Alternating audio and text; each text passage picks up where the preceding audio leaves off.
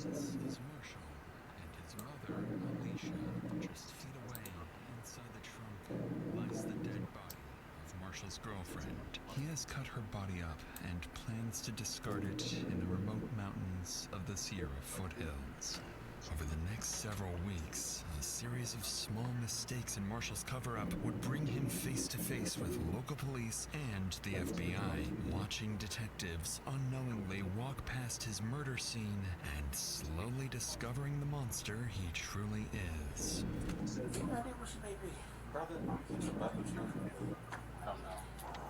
Have you guys thought about maybe she was trafficked? Yep.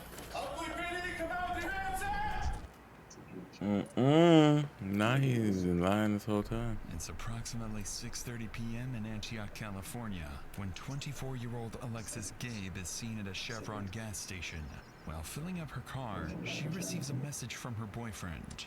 "Are you still coming over?" She replies, "I can only come by for a bit." After paying, Alexis gets back on the road, and by 6:37 p.m., she's seen arriving at her boyfriend's house. He doesn't know it yet, but she's there to break up with him. A decision that will carry far greater consequences than she expects. 2 hours pass. Then Hufflepuff? Alexis's car You up? is seen leaving You sleep? Marshall's house, but something isn't right. The vehicle takes an unusual route, one Alexis never uses to get home, and just 12 minutes later, roughly 6 miles away, it pulls into a quiet residential neighborhood. A masked figure steps out of the car, noticeably larger than Alexis. Moments later, her phone pings. Did you make it home? And as the figure disappears into the distance, Alexis is never seen or heard from again. Sheriff Department. Is this a family member or friend? Family member. Sister. And how long ago did you last talk to her? No one's heard from her since she went to see her ex-boyfriend last night at 8:30. And she's not answering her phone or anything? No, it's going straight to voicemail. On the line is Alexis Gabe's sister. Her tone is urgent as she insists on filing a missing persons report immediately. To better understand the situation, dispatch sends Officer Rod Coutney to the family's home. And that's where he learns why Alexis's family is already fearing the worst. Good morning. How you doing? I'm a detective with the police department. I'm gonna get some info from you guys, and I'm gonna start looking. That's okay. Okay. Does she ever make any sort of statements? No. Okay. Is she generally pretty happy? Yeah. Okay. She's always out. Not every day. She's always out. Do you know where she goes a lot of the time? With her friend, E and Ria. She's with us yesterday too. Does she have any mental health issues? It's generally an antidepressant. Yeah, I know. That's what she said. That's why she's looking out for the doctor. She's seeing the doctor. Okay. But they have an accident with her boyfriend, car accident. She said she have a chiropractor appointment. Who's her boyfriend? The one that we know is Marshall. Marshall. Okay. And we just find out yesterday. The friend said Marshall and Alexis, if they're gonna broke up, he's gonna fit or he's gonna Alexis. Oh, okay. And this is Marshall. Marshall. Yeah. Okay. Needless to say, the officer knows exactly who they need to speak with next. According to Alexis's mother, Marshall Jones is the boyfriend she went to see last. But even more troubling is her claim that he had threatened to harm himself or Alexis if they ever broke up. As Coutney wraps up his initial search, he relays the information to his sergeant. From there, requests are made for street CCTV footage, a real-time location warrant for her phone, and most urgently, another officer is dispatched to Marshall's address. Later that afternoon, the officer arrives at the house. Knowing Marshall is one of the last people to see Alexis alive, the officer expects to gather more information about her whereabouts. But he's about to get much more than that. But before we get to that, I want to talk about something else that's important too. For almost a year, I've had this discomfort with my ear, and every time I thought about booking an appointment, I saw the long waiting times and just told myself it would probably go away on its own. But it never did. I know we've all been there. It's easy to do. But that's where today's sponsor, ZocDoc, comes in. ZocDoc is a completely free website that makes booking your next doctor's appointment fast and easy. Just select the specialty you need, your area, and your insurance. ZocDoc then shows you doctors near you that will fit. With more than 150,000 providers across all 50 states, from primary care to dental health to urgent care to mental health, you'll always find the right one. Check their reviews, pick a time slot, fill your details, and just like that, you're booked. Usually within 24 to 72 hours. Sometimes even the same day. Look, I spent almost a year ignoring my ear problem. Don't make that same mistake. So if there's something you've been ignoring or putting off, make it easy for yourself. Head to ZocDoc.com/DrInsanity or simply click the link in the description to instantly book a doctor today. I know it may seem small, but just clicking the link in the description is a huge step towards prioritizing your health. Thanks so much to ZocDoc for sponsoring this video and for helping us all take better care of our health. With that said, let's get back to the video. How y'all doing? Hey, is Marshall home? No. His house? Yes. Yeah. Okay. How y'all doing today? Okay. Y'all be safe. Be careful now, okay?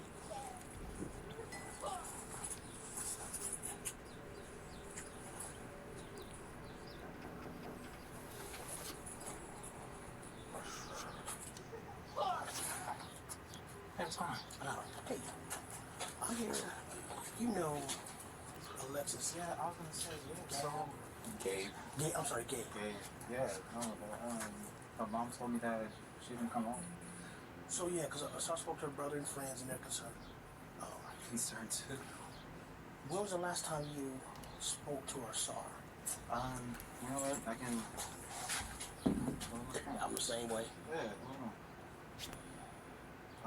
so I can show you my call log.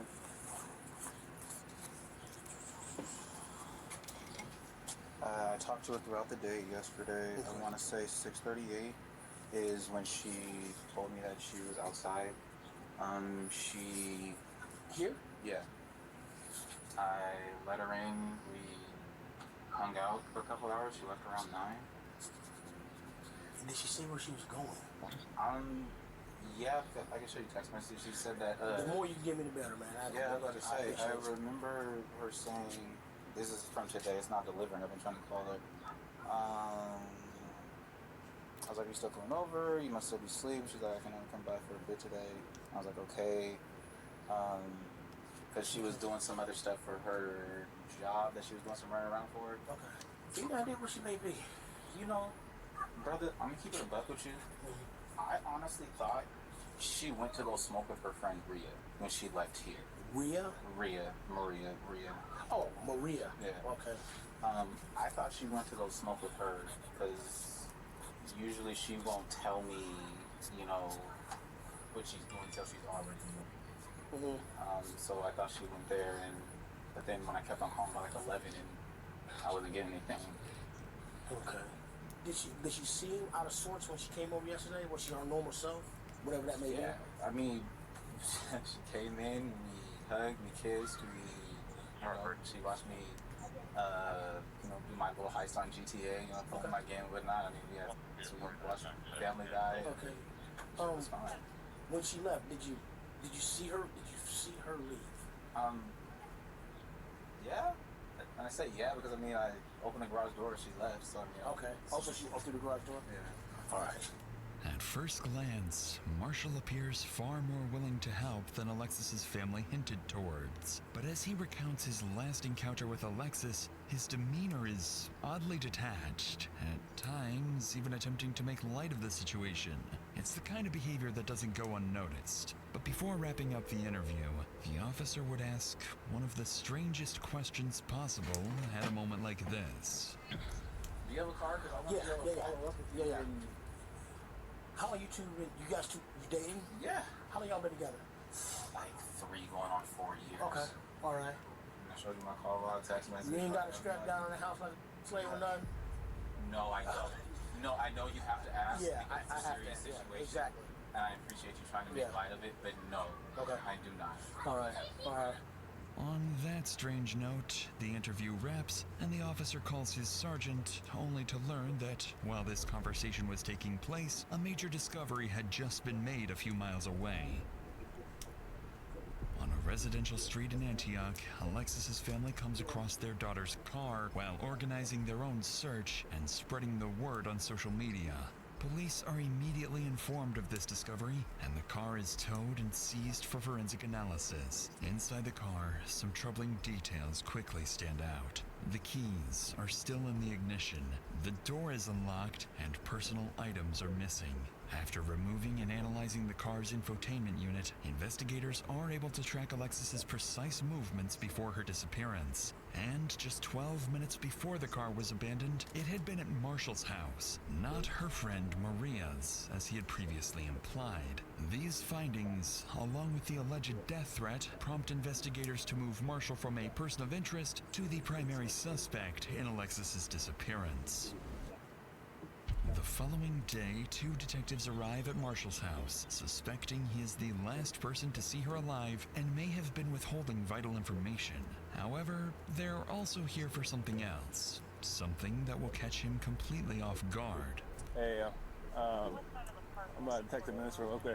Are you Alexis's Boyfriend, yeah. boyfriend? Okay. What's your name? Marshall? Marshall? Okay. Yeah, we're still looking for her. Have you heard from her at all? Or? I have not. I've been trying to call her. I've been texting. My text messages aren't getting delivered. My phone calls are going straight to voicemail.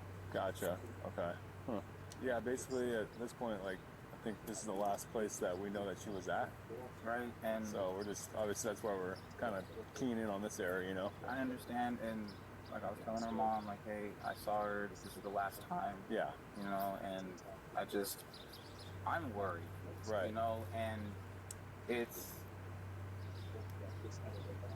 she's missing, and that just means that she's missing. It doesn't necessarily mean something happened to her, so I'm really trying not to let my mind wander. Her friends I'm not gonna say they've been putting me under scrutiny, but they're making me feel like I did something and I didn't. Okay. Yeah, I mean, anytime. And boyfriend, right? And that's what I'm saying. You know, everybody handles stress different. You know, and so we just want to rule everything out, anything weird to happen here. So, you know what I mean? Then we can move on to, hey, let's go look another area and see where she's at, you know? I understand. Are you cool if we go inside and look around real quick? It's not my house, it's my stepdad's, so... Right. I mean, I could call him really fast and see. Yeah, that's fine. Go ahead. Clearly uncomfortable with the request, Marshall agrees to call his stepfather the homeowner of the house. And as they wait for his approval, detectives would slowly begin to suspect there's something inside the house neither Marshall nor his stepfather wants them to find. Hey, Dad. Alexis went missing, and the police just want to go through the house really fast just to make sure that everything's fine. Is that okay?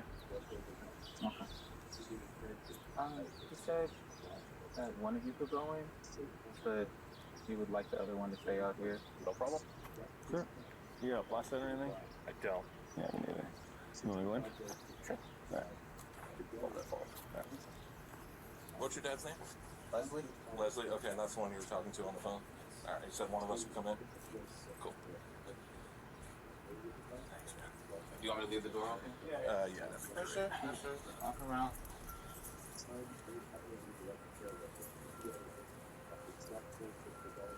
Anything of hers that's here? I mean, there might be some clothes that she left over. Okay. It's gonna be in my room. My room's a mess. That's fine.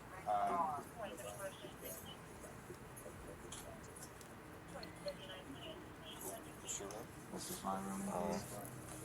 I know. Like I said, it's okay. I feel like, why do they bring them right to the spot? Like, you guys drink together, I'm assuming? Yeah. In the house. knowing he guilty. As the officer moves through the house, Marshall's room quickly stands out, left in complete disarray. And as he inspects the room further, little does he know, this very place holds subtle clues and will soon become a crime scene. What do you mean, little do he know? Of course he knows. He fucking killed her. Is there upstairs? No, It's just one story. it's just one story. Thank you. You're good. And then this is other people's rooms? Yeah.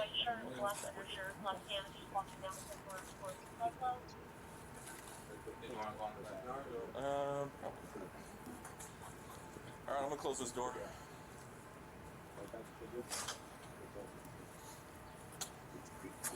Nothing out of the ordinary. His room is an absolute mess. He does. Focusing on the mess, the officer overlooks the attic, a place hiding a terrifying secret. And it's no accident. Marshall has been guiding him through certain areas, carefully steering him away from others. But despite the search turning up nothing, officers aren't done with him just yet. There's something else they want to ask. No contact from her? None whatsoever. Okay. Phone's been off. You tried to call her, I'm assuming? Indeed. Okay. Do you mind hanging up with him real quick so we can... I'm going to ask you something. Would you be willing to give us your cell phone for a forensic download? Oh, yeah. Okay. So I'm able to do all that stuff. Wait, what's the forensic download again? It just shows me all the information on your phone for a certain period of time. Oh, okay. So it's like, hey, we've been phone here the whole time. Oh, yeah. Stuff like that. Okay, yeah, for sure. And then I would just have you sign like a consent form. Okay. And then you can bring it down, sign the consent His form. voice down. all high. He don't want to do And then that I'd shit. take your passcode, and then I would do it that way. Okay. They want to do a forensic download just to make sure that, you know, my phone is... Oh, it's so uncomfortable. But she was still here when he got home? Interestingly, detectives not only gain access to Marshall's phone, but also learn that his stepfather was allegedly at the house at the same time Alexis was there. So they make a note to speak with the homeowner as soon as possible to see What's if his going on, account Blaze? aligns with Marshall's. Shortly afterwards, How you Marshall feeling? gets into his stepfather's car and follows the officers to the station. As he What you got going on? officers ahead notice something strange. He appears anxious, swerving slightly with something large in the back of his car obstructing his view.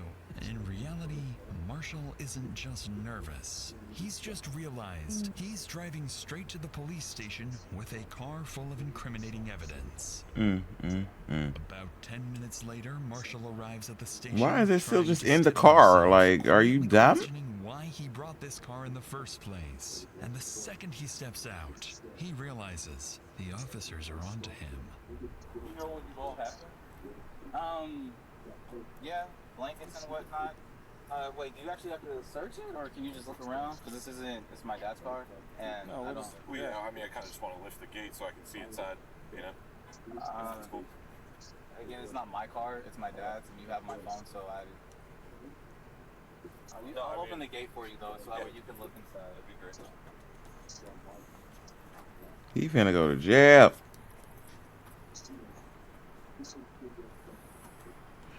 You said I'm feeling good. Just woke up in a happy mood today. Yes, I love that for you. And what you got going on for today? Shit, I'm chilling right now, doing some crocheting, watching some Mr. Insanity before I play a couple of games. So was she back here? Yeah, like, I don't... So is any of this, like, was None of this is her. I don't know. Would you mind if we, like, took a blanket to test it? I would, because... Yeah. Alright. And does she normally sit in the front seat?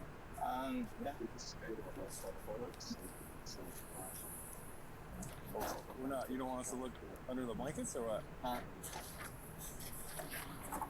She would like to look under the blankets. I don't want you to think I have a dead body. No, I was just. Because we're being all. Yeah. Okay. This is your stepdad or your real dad? My stepdad. Gotcha. Alright, cool. Naturally, Marshall's unwillingness Excuse to me. show what's in the trunk immediately raises red flags for the officers. Once it's opened, they find multiple blankets, pillows, and food waste. With Marshall He said, I know that's insisting right. that he In and your little Alexis peaceful used the place car as a and bed at the everything. I love that for you. drive-in. Suspicion Absolutely. mounting, they get Marshall to sign a Chillin', consent form, vibing. download the data from Okay. his phone, and then return it to him. And Vibing as they let him heavily. go, detectives believe the contents Got of my Marshall's coffee. phone may finally reveal what he's been hiding, unaware that this entire investigation is about to start going downhill. I'm waiting for my hair to dry, The hopefully. next day, as W coffee. investigators complete the data from Marshall's phone, they notice the Try download some. process has failed, leaving them with nothing. Realizing Marshall's willingness to cooperate may already be reaching its limits, detectives decide not to push any further for now and instead turn their attention elsewhere. There's still one person they haven't spoken to yet. Marshall's stepfather, the homeowner who was allegedly inside the house the same night Alexis disappeared. If something happened to her that night, he may have witnessed it. With that in mind, they drive back to the house to speak with him, where they'll begin to suspect that not everyone wants them to discover the truth behind Alexis's disappearance. Hey, Mr. Clark. Hey, we're just trying to follow up on everything going on with Alexis. We haven't talked to you yet. Marshall had said that you were here when Alexis was here on Wednesday night. Did you see Alexis here on the 26th? To be honest with you, I come, she's here, she's not, when I see her, I don't. You don't recall seeing her car here? No, I do not. And you don't remember seeing her talking to her that night? No, I didn't see her there that night. No Wednesday. How's Marshall holding up with all this? He's upset. Oh, for sure. I mean, just now finding out that his girlfriend's coming up missing. I found out yesterday with the note coming in, the flyer. Oh, yeah. Flyer and stuff. Saying that she's missing. I'm like, what the hell is going on? What was she like as just an everyday person. Like, She's good? sweet. Yeah. I mean, she's a good young lady. She never brought drama to your house or anything like that. Or... What couple? I mean, aside from couple drama. Yeah. I mean, they never argued in front of me. Right. But like, she never brought any outside BS to your house or anything like that. No. Is Marshall around? I know one of the detectives was trying to reach him and he hadn't returned his phone call. Marshall's not here. And I think he's gonna go talk to his mom. Okay. Me and his mom don't really conversate like that.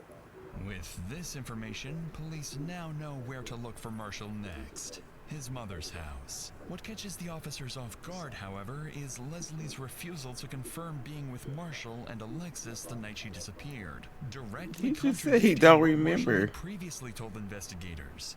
Now faced with more questions than answers, officers leave to figure out their next move. From this point forward, the investigation into Alexis's disappearance quietly begins to shift in a much darker direction. Uh-oh, they got a warrant, everything. During the next several days, police visit Marshall's mother, Alicia Clark, looking for her son. But suspiciously, she claims she hasn't seen him since the night his girlfriend Alexis vanished. By now, investigators begin to consider a troubling possibility. Marshall may be on the run, and his family may even be covering for him. But their biggest piece of evidence is still to come. Just as the investigation seems to stall, CCTV footage is recovered from the route Alicia's car took the night she vanished. For roughly 12 minutes, the car is seen speeding from Marshall's home to the residential area where it's eventually abandoned. A masked figure is Excuse me. the car, noticeably larger than Alexis, with a more masculine build. As detectives begin tracking the figure's movements through nearby cameras, they watch it move calmly for over a mile until it arrives somewhere completely unexpected. Marshall's mother's house. This development makes investigators certain that the masked figure was none other than their prime suspect, Marshall. And with that, an emergency search warrant for his home is secured immediately. On February 1st, more than a dozen officers arrive at the house convinced there is far more inside than Marshall originally let them see.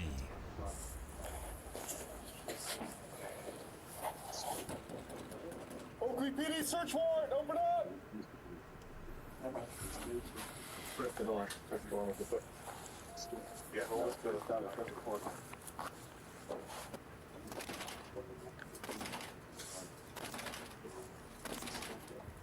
Oh no, is they just gonna bust it open?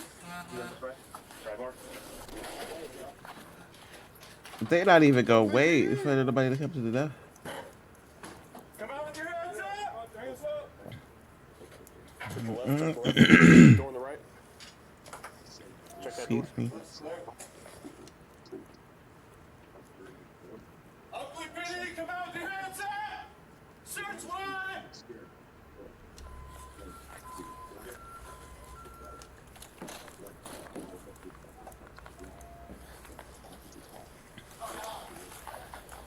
Check that.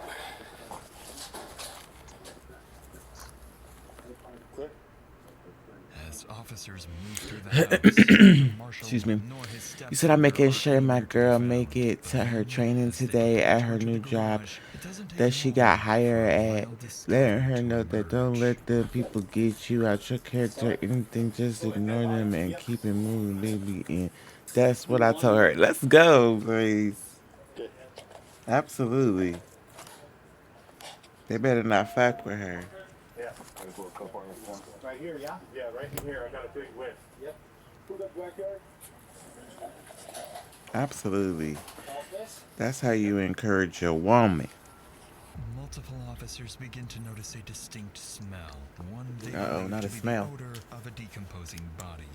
The scent appears to be coming from the laundry room and leads up towards the attic. So officers prepare to investigate and brace He dumb as themselves for the hell. He's worst. just gonna leave the goddamn body in the motherfucking house? Like, what the fuck? Are we agreeing?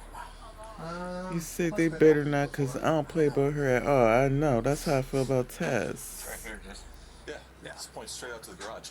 Yeah. So that's the thing, is like, we gotta check the crawl spaces. Ah, fuck a bitch up. Anybody check inside that SUV or take a peek inside? I didn't see anything. It's locked. Okay. Scott, I'm gonna have this door closed for a second. I mean, there's pathways where they locked for electrical, but I don't see No footprints, no. Ah, fuck a motherfucker up. I mean, it's just you can see where they're walking, Okay. doing something, but I don't. Try me. Hey, I think you smell something right where, kind of where you're at, Logan. Like there's a vent. It's coming from the vent, kind of. Yeah, Once we hit this area, gotta start hold walking on to for the a garage second. before I smelt it. Hold up, real quick, y'all. Let me change my head. See. Okay, how do I tell you?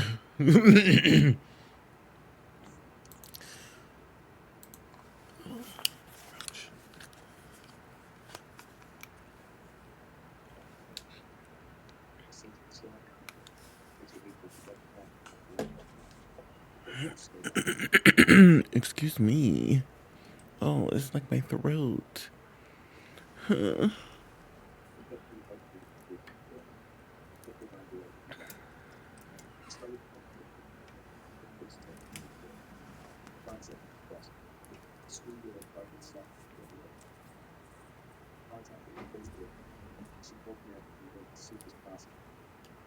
You said, wave check. Ooh, clean as fuck. Thank you. Oh.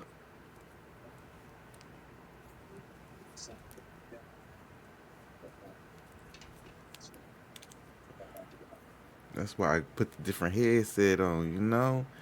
Can't fuck the waves up. Motherfuck. Get behind my goddamn ear.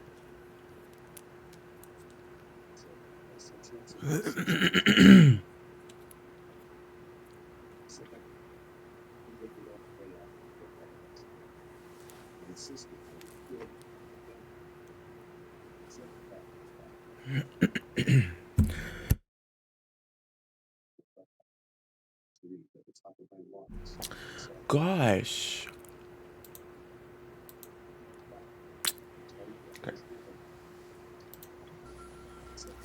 You say I'm watching this show called SWAT on Netflix?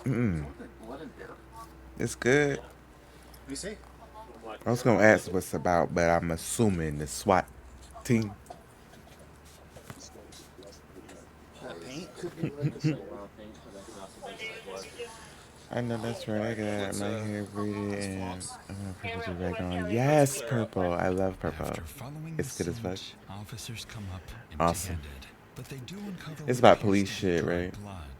After clearing the entire house, officers are still unable to locate the source of the smell, so a canine unit is called in. If human remains are hidden somewhere on the property, this dog may be their best bet on finding them. I don't know. I got a big whiff right in the laundry room. It smelled like dead body. Alright, let's see what we get. No worries.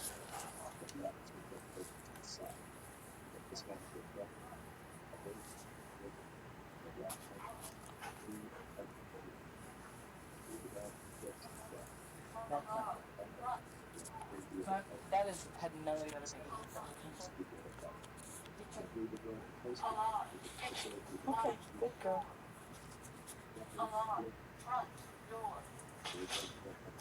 No, that's the attached garage. Oh, can I go in there? Yes.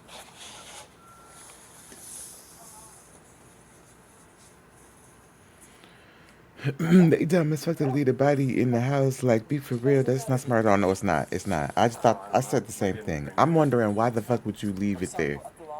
And then you letting them all in the house. He just let them in there. Well, that they had a warrant right then, but he was letting them in there, talking to them. He ain't hide a motherfucking thing. Which was more what we had there. And of course, you and I both know there could be, you could have vacuumed up a tissue that had bloody nose. Okay, good girl. Ready? Let's go see you play. Alright, that's all we got. Somewhat surprisingly, the handler isn't fully convinced the dog has detected human remains. However, several indications suggest it has picked up on something suspicious, as it repeatedly returns to Marshall's room, sits in one spot while staring at its handler, and most alarmingly, begins clawing at the wall. a sign the odor may be coming from the attic. But even after multiple additional searches and with more canine units brought in, officers are left with troubling yet inconclusive results. Small traces of blood, the presence of bleach and other cleaning supplies, and a missing shower curtain. Following these discoveries, officers secure the scene and begin working to obtain real-time location data for Marshall's phone, now fully suspecting they have a homicide on their hands. Over the next several weeks, officers are seemingly no closer to finding Marshall. Neither his mother nor his stepfather appear willing to cooperate any further. But every time the investigation seems like it's losing momentum, Alexis Gabe's family keeps pushing forward, pressuring guilty police as to fuck. find their daughter and bring her justice. That pressure soon begins to pay off when investigators finally obtain a real-time location warrant for Marshall's phone and discover he's moved to Vacaville, California, roughly an hour and a half from his home. Not After California. a quick check, they find out exactly where that location leads. His sister's house. So officers quickly head to her address, hoping to find Marshall there. What's your name? Ariana. Ariana. I'm James. Nice to meet you. Nice to meet you. Obviously, you know why we're here, right? I do. When he got here, he was off. While he was here, that's when I saw the first flyer for Alexis. And that's when I started putting the pieces together, what could be. I said, get your tomorrow, you gotta be gone. I want nothing to do with this. And his gun was underneath. I lost my... What was their relationship? So, it got toxic over the last year and a half. He was a lot more torn up about them breaking up than about her being missing. I will say that, irrefutably. Looking back on it, my brother does have sociopath and narcissistic tendencies. She telling it all, ain't she? Yes. Do you think that she's helped him out in any way? Will she get in trouble? I hope not. I mean, I hope in the end of all this, she'll be as cooperative as you are. Because ultimately, your brother made the choice that he made, yes. Right? So do you think he went to Vegas? No. I believe this is the number that he's using. If you guys want to take it, that's fine. Most worryingly for officers, Ariana seems to suspect someone else may be helping Marshall evade police. However, Ariana also gives them something significant, Marshall's new phone number. So after wrapping up the interview, investigators move quickly to track his location. This is when they discover that Marshall's phone is pinging all the way back to his mother, Alicia Clark's house. Up to this point, Alicia has been telling police she doesn't know where Marshall is. Now, detectives begin to suspect she's lying and may even be actively hiding from police. Over the next few hours, police secure an emergency search warrant for Alicia's house. Oh damn, I feel so sorry for that lady. She didn't deserve to get cheated on like that. Who got cheated on? Following is actually a setup. What are you talking about? Ugly police search warrant, come to the door. Who got cheated on, Blaze? Money. Oh, hey, Greg. Step out, please. I understand. She's okay. Are you able to wake her up and bring her out here for a minute while we search the warrant?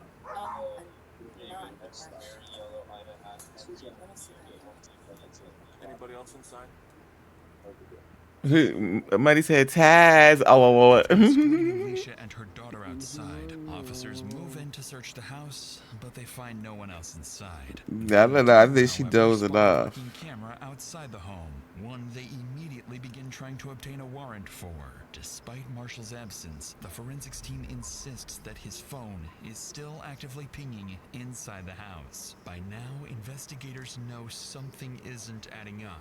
So they prepare to question Alicia, starting with the very reason they're here in the first place. Where's the best part? Talk to me. What's going on? So, we're obviously here for a reason, and there's a couple of reasons. We're here for Marshall's phone. So, You said your girl got the day off, so I think I have 5 days straight. Oh shit! Come on, money. You off for 5 days? Where's the phone? Let's fucking go. It's It's upstairs in. I thought that was his woman that was at the house, but never mind. That was his mommy. My bad. That was the one that they was talking to with the. Hold on. You guys cloned it. So the cell phone thing, they went. The one that they was talking. This is his mother right here that they talking to, I believe. But the one that they was talking to where they blurred her face out, that was his sister. And the one that was telling all the business, saying that he had a little schizophrenia or whatever, psychopathic behaviors. The one that was talking to the police, that was his sister. Yeah. He said, mini vacation. Oh, yes, mini vacation. What you got planned? What you got planned, man? Some of the files. What you got planned? Have everything. So we need that. Let a motherfucker know. After that. So that's the evidence. Strangely, Alicia appears unusually cordial with the detectives, despite having her house breached. She's even admitted to holding a wanted suspect's phone, yet treats it as if it's nothing serious. By now, investigators are more than suspicious of her involvement. They're convinced she not only knows where Marshall is, but more importantly, what he did to Alexis. He's obviously not here, so you know where Marshall is? He has to go. I do not know. I've intentionally told him, do not tell me. It's just the situation of going on. So you're distancing yourself? Oh God, no, not at all. I just know this isn't who we are. I mean, And we don't believe that. yeah, We just I better not. we just You guys are just doing your job. we have to try our best to get answers, right? So that's why we do this. I'm definitely not distancing my son. Not. Okay. That's not the reason. What do you know? I know that the two of them had. You said, girl, nothing, just playing games. Yes, I do go to New York next week, though. New York. Oh, I'm jealous. All of the stuff built for an edible arrangement. Awesome. Not you got me interested in this video, Teddy. Yes, please. Watch the shit with me. You want to make sure that you are so good. Pause that SWAT shit. She's going to be comparing every other document. Right away, this description of Marshall doesn't quite align with what investigators believe about their suspect, especially given his sister's earlier claims that he's a narcissist and a sociopath. Not a narcissist and a sociopath. If aware of her son's alleged crime, then defending his character like this is not only disturbing, it's something most people would find nearly impossible to do. Sensing this may be more difficult for her than she's letting on, detectives decide to shift their approach, appealing to her emotions, hoping that if this is all an act... Do you got Baldur's Gate money? Obviously, we're still. I'm not Baldur's Gate. Borderlands 4? And things don't look good. Yeah, it's hard to look that family in the face and tell them, hey, look, we don't really have anything to tell you. Have you guys thought about maybe she was human? Not maybe she was human. Why would you suggest that? Stuff on the internet and stuff, but a lot of people are not. They don't have a good grasp on how human works. Right. You can't just snatch up a 24-year-old, 170-pound female. I mean, I'm just gonna be straight up with you. Do you think that Marshall had anything to do with it? God, no. No. Even if there's evidence that would suggest that he has something to do with it? You guys would have to prove it beyond a reason. Obviously. I don't want to leave you thinking that, for the lack of a better term, just... I know. Oh, God, no. There's a reason. Yes, my girlie who lives over there is getting married, so I'm going to her bridal shower. Yes, money, I love it. So you're close. I forgot you're close over there anyways. I literally just paused it too. Nope, my hubby. Nope, but my hubby does, so I can play it. Yay! I just got it, and Taz has it. And I'm pretty sure it's like 4 people, right? That's usually what it is. I ain't looked it up like that or nothing, but I know it's co-op, or so I figured that it's got at least 4 people that you can play with. Forced to leave empty-handed, with no body, no confession, and no idea where Marshall may have gone. Alexis's case slowly starts going cold. But we could play that whenever, babe. Months go by with get ready to play it. But then investigators finally secure a warrant and obtain the CCTV footage from his mother's house. And as detectives start, and I'm down for Baldur's Gate to understand how Marshall managed to stay one step ahead of so investigators for so whenever long. you want to do that. Inside You said, large plastic bags, oh, bet it's 4 players. I'll download it. If it is, I don't know. I gotta look it up for sure, but not the human trafficking, like, what the hell is? Oh, hell no. I know. He has a friend at an apartment complex in Kent and may be hiding there. I thought it was only 2. Oh, maybe it is only 2. I don't know. I gotta look it up. I never played it, so I don't know. You know, I just be trying to find games to play with, babe. After Alexis Gabe disappeared, the task force moves in to serve a murder warrant and finally arrest Marshall. But as they arrive and prepare to breach, nothing about this operation is about to go as planned.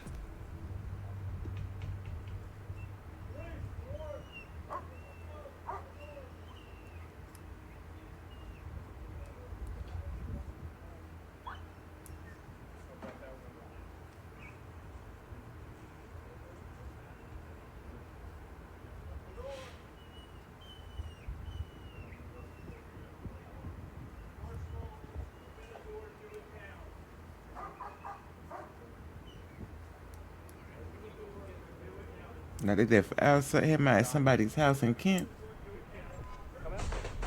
Uh-oh. Gunshots.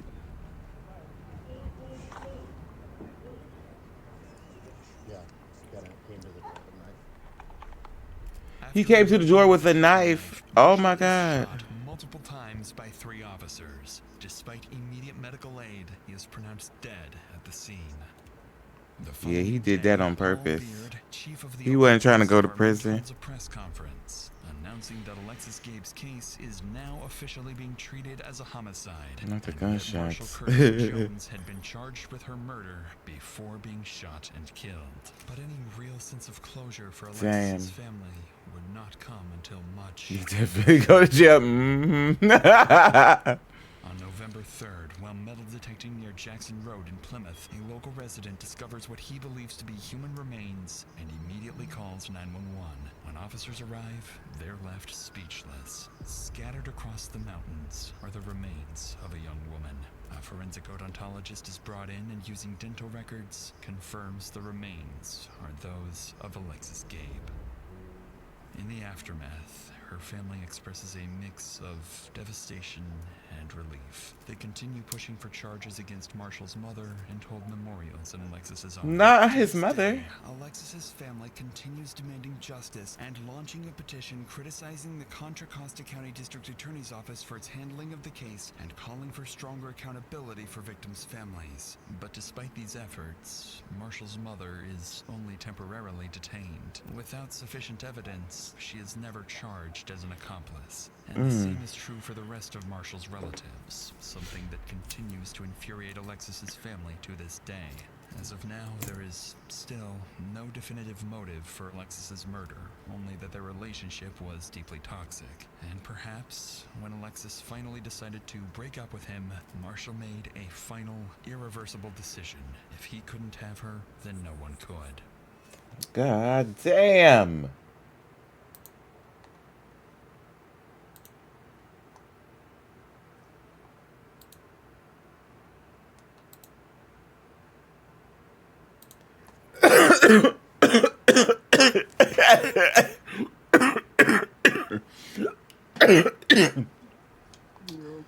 Ooh, shit. Yes, baby. God damn. But he went out by suicide by cop. That's what they call it. Because he knew if he opened up the door, he knew if he opened up the door that with a knife, that they was gonna shoot his ass. You know. Let's see who's online. Okay.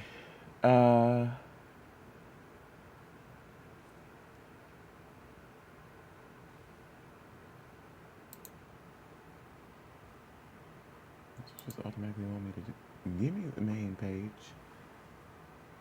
Not it's okay. We're gonna watch this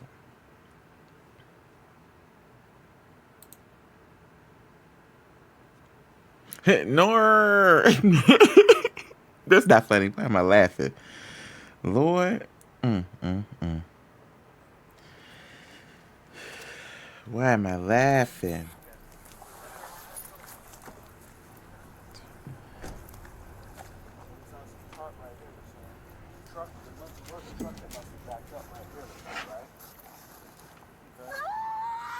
Oh! Is that okay? Back up, please. Back up. Back up. Okay, back up, please. Back up. Oh my goodness, y'all! Officers report to a seemingly routine traffic incident in Moses Lake, Washington. What no officer on scene realizes is that this encounter would be the start of a terrifying investigation. What the fuck? The most dark and twisted body cam footage we've ever shown on this channel. Oh my goodness. Listen to me, please. Get out of your car and come. Disclosure, y'all. Disclosure. Take your kids out the room. I know none of y'all got kids. Ooh, babe, is you by your computer? You trying to watch this? It's an early Sunday afternoon on November 3rd when officers patrolling downtown Moses Lake identify a truck matching a stolen vehicle report logged just hours earlier. Multiple police units have been dispatched, more than typically assigned to a stolen vehicle report. Almost as if, from the very start, police somehow knew this vehicle theft report would soon unravel into something much worse. 1:45 at first level, then parking at Porterhouse. Inside the vehicle is 27-year-old professional athlete Isaiah Thomas, the former A-star wide receiver for Eastern Oregon. I don't know if I did that already. He's currently armed with a weapon. Well, hey, go and get out of the car. Get out of the truck, please. Here's what happened. The truck was reported stolen. Whose truck is this? He don't look like he look like he finna kill somebody. It's your truck. Okay. Do you have your ID, registration? Just go ahead and turn it off, please. He look like he finna shoot somebody. He look like he finna shoot them. Yeah, I know. Okay. There's ammunition in the front seat. Okay. Okay. Chill out, bro. Everything's gonna be okay. All right, man. Just come on and step out of the car, okay?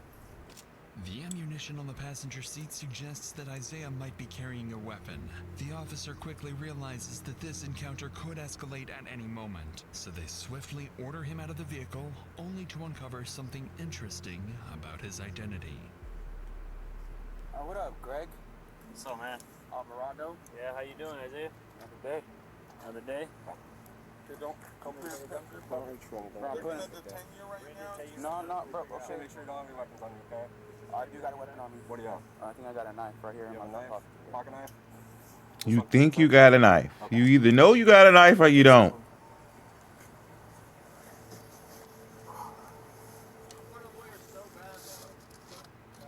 Okay. It's ridiculous how bad I need one, huh? I hear you. You knew you. Yes, I went to high school with him. He was a star athlete, right? Yes. Then they started talking, and it was kind of weird. Yeah, but It turns out Officer Alvarado and Isaiah went to high school together, and Alvarado recalls Isaiah as a standout football player who went on to compete at the college level. But now in front of him was a disoriented young man, barely able to focus and answer their questions in a stolen vehicle. A stark contrast to the athlete Alvarado once knew. In reality, there is a very good reason for What Isaiah's happened? odd behavior. One that Officer Alvarado will soon understand, as within minutes, Isaiah and his family will be at the center of a murder investigation, with only one question left unsolved. For now, officers decide to contact Isaiah's family to inform them of his recent actions and detainment. They quickly get his family contact details and call his mother, 47-year-old Cassie Thomas. However, the information Cassie provides shifts the course of the investigation in an unexpected way. Hello? Hello, this is Officer Alvarado with the Mosaic Police Department. I'm trying to reach Cassie. This is she. Hey, do you have a son, Isaiah? Yes, I do. We had a call earlier about him being in someone else's vehicle. He's in a truck now, a gray Chevy Silverado. Okay. We're trying to figure out if this is his truck or not, because he's saying it is, but the person that called about him said that he stole the truck from another neighbor. No, that's his and his grandfather's. Okay, who's his grandpa, if you don't mind me asking? Richard? Richard? Yeah, he probably let him borrow it. He's staying with his grandfather right now. What's the address? 430 Dale. Yep, that's where the truck was taken.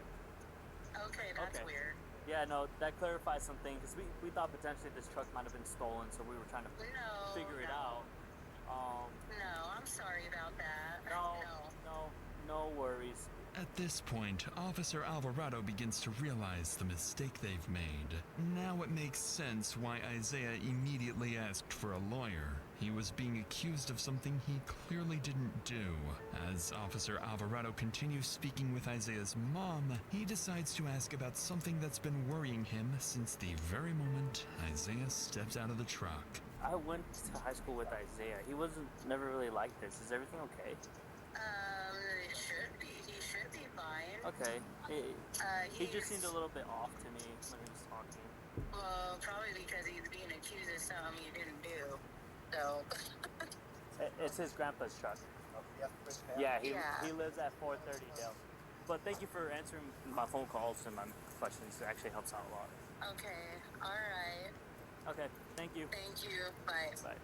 Officer Alvarado doesn't know it yet, but his suspicion that something is very wrong with Isaiah isn't far from the truth. Still, with no evidence tying Isaiah to a crime, they have no choice but to release him. But as he walks away, Officer Alvarado follows him, hoping to reconnect with his old friend. Alright, bro. Let's walk over to the front of your truck real quick. I just want to tell you something right now.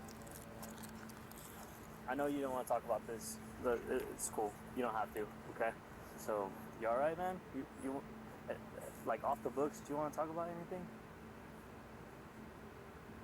Because I'll turn off my camera right now. We can have a conversation, bro. Like, it's just like we're at a time right now, bro. Yeah? It's a time in everybody's life, bro, where they just need to, like, really reevaluate what's going on, you know? Yeah. If you need anything, please don't hesitate to call. I'll sit down and have a conversation with you, bro. For sure. Alright? Yeah. Take care. To Alvarado, it seems Isaiah wants to say something, but he just can't find the words. For now, Isaiah gets into his truck and drives off. My stomach be acting like I ain't ate in years. If you don't shut the hell up. Can I help you? Yeah, I was wondering if I could. You're not getting food. Not that I go cook It's my nothing. father. Nobody's seen him. Yes, mostly. Okay. And his You first take and this last- coffee and be happy. Richard Andrews. And what is his home address? Is it the 430 Dale? Correct. All right, Kelly, I've got this report started. I'm going to hand it over to the officers. I just need you to try to find a recent picture of him. And if you hear from him or anything changes before they contact you, go ahead and give us a call back and let us know, okay? Okay.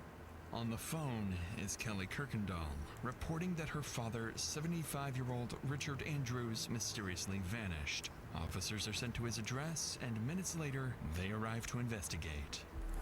Hello. Well, I'm doing better than you guys. How's it going? How are you? Carmen. Carmen? Mine do that too, especially in the morning. That mess. Your stomach is telling you it's hungry. Nope, I'm not listening. He begins speaking to them, hoping to learn more about about their No. father's disappearance, a familiar It figure ain't steps into the hungry. house. You're good. Shut the The hell up. neighbor talked to my husband. This is my husband, You Mike. take this damn coffee. Hasn't seen him in a day and a half or so. Finna go get some I haven't seen ice. him longer than Trick that, my but goddamn brain. his phone's been ringing. His sister's called. Nobody knows where he's at. I don't like So- lukewarm coffee. And is this normal? No. What's wrong? Okay. What's that? And it's a looky warmy. Is it your grandfather? Yeah, it's my grandpa. Do you know where he's at? No, I have no clue where he's at. Tell you anything where Nah, he did something to his grandpa. Actually, what I did see was him talking to somebody out here. He was kind of like parked. Nah, he didn't kill his grandpa. A little bit. They're talking in the window. I was done. That's it. He did tell me that he was going up to the res, but I just got confirmation. Yo, he didn't kill his grandpa. He's not there, so I don't know. Which res? Colville? Colville? He has property up there, but we already put a phone call up there, and they said nobody's there. Not the grandpa.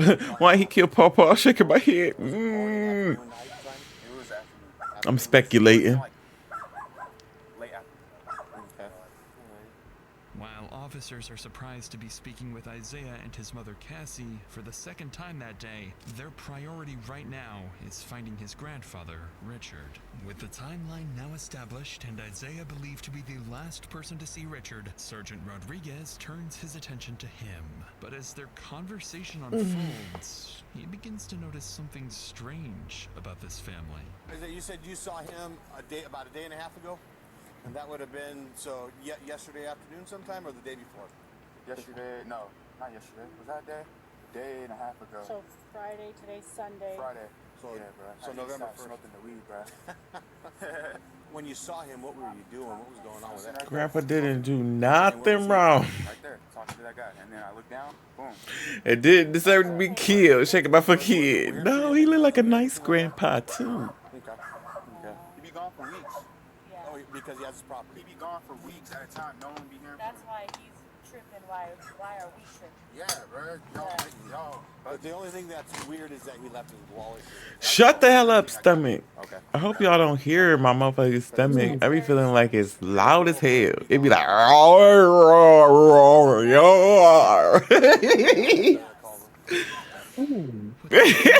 Rodriguez is how differently the family reacts to the appearance of Isaiah and his mother Cassie suggest that Richard's absence is Just saying. unusual, with Isaiah even casually smoking. When he said, Taz, I hear you growl. And appears genuinely concerned for her father in a way the others do not. That's when Isaiah's father, Anthony, arrives, bringing with him the breakthrough they've been waiting for. What you're talking about up there? Yeah, see? You need to go down to a shop and take some pictures down there. To me, it looks like there's something going on down there. It looks like some burnt that's laid out there and some. Where's the shop? The shop's down in the valley. You know where the motorcycle shop is? That's just, if he's not here, he's usually down there. Oh, I got you. I thought something. Do you think something else is going on down there? No. I'm just saying that if he's not here, he's down there. No, he's asking. No, what I'm saying is that's something that was out there. It looked like there's some burnt up shit out there that's never been there. I don't know the actual address. What's Carmen's address? A day and a half ago. Bro, why y'all keep all in? No, bro, y'all pissing me off, bro. You're pissing me off too. Everybody pressing me like I. You're the closest thing to him. Okay, the last and I person told is, you. that's why. So I'm not gonna no need to get frustrated about it. I just keep repeating myself. Would you be able to take one of my officers down there to where the shop is at? Yeah.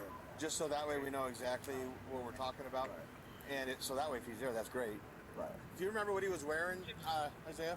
I cannot recall. Because that's part of the report that I'm taking, so I can enter it into the system. I'm not bugging, man. Okay, I know. I'm just letting you know. There's slippers, I think. Okay. Well, we leave that. No, those are in the house. So remember, you need jewelry? Jewelry. No. You don't wear jewelry. Yeah, hold on. Let me. I'm sorry. Let me talk to him. Thank you. You don't wear jewelry. Okay. You want to have him follow him? Yeah. So, because we don't know the exact address, if you want to follow Anthony down to his shop down in Cascade Valley. Okay. His cell phone's here, wallets here, everything's here, dog's here. I really hope he didn't kill his grandpa. So, all right. Thank you. Anthony and several other family members head to the shop with a deputy, while Sergeant Rodriguez stays behind to gather the remaining details. As he does so, he takes note of the family's statements so far. You know where to and shut what my stands fucking out stomach is up? Anthony's A damn frustration with Hufflepuff. Isaiah. It seems like the two of them know something the other That's what the don't. hell I'm finna do. The way Anthony questions his son sounds like he's accusing him of being involved with Richard's disappearance. Isaiah is being defensive, claiming everyone is overreacting. I'm not trying to eat. His mother, on the other hand, remains calm, smiling, Always and trying at to eat. times even answering Tell that questions stomach to shut the hell up. directed at her. Rodriguez notes the contrast in this family's behavior and steps away. That's why my stomach big now. Big now. Trying to eat every damn thing. A horrifying statement, one that would come back to haunt her. So I'll get this logged in. What? And if you guys have Okay, go to the bathroom, get some tissue. Hold on, y'all. My baby's nose is bleeding. Be right back.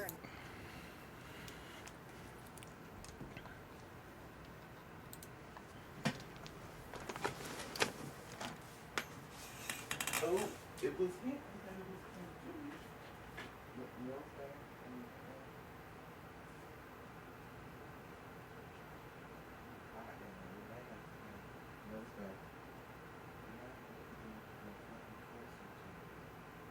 Head back. Keep your head back. Shoulders down. Relax. Head back. You're fine. You're not dying. It's just a little milky. You don't need to get it all the time. Okay? It's not even that bad. Mine used to drip down my nose. Okay? It's fine. It's probably a top.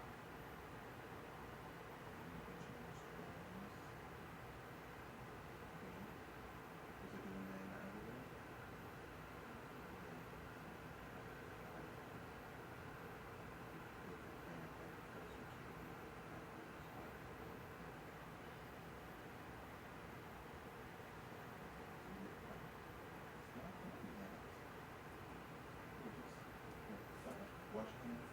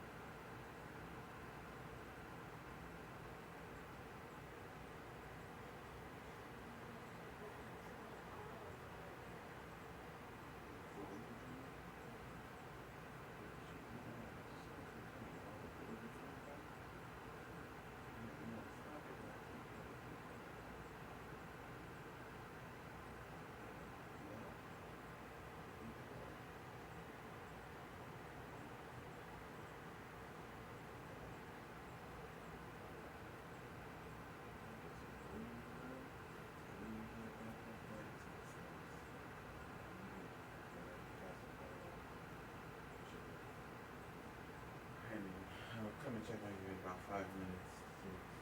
Keep your head down and go like this.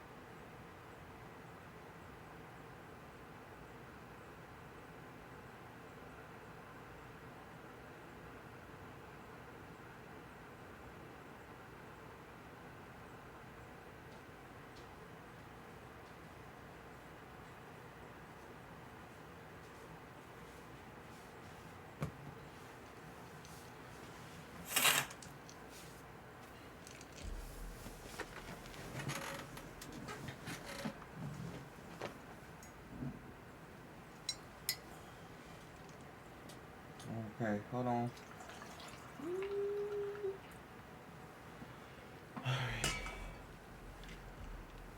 My motherfucking stomach, bro.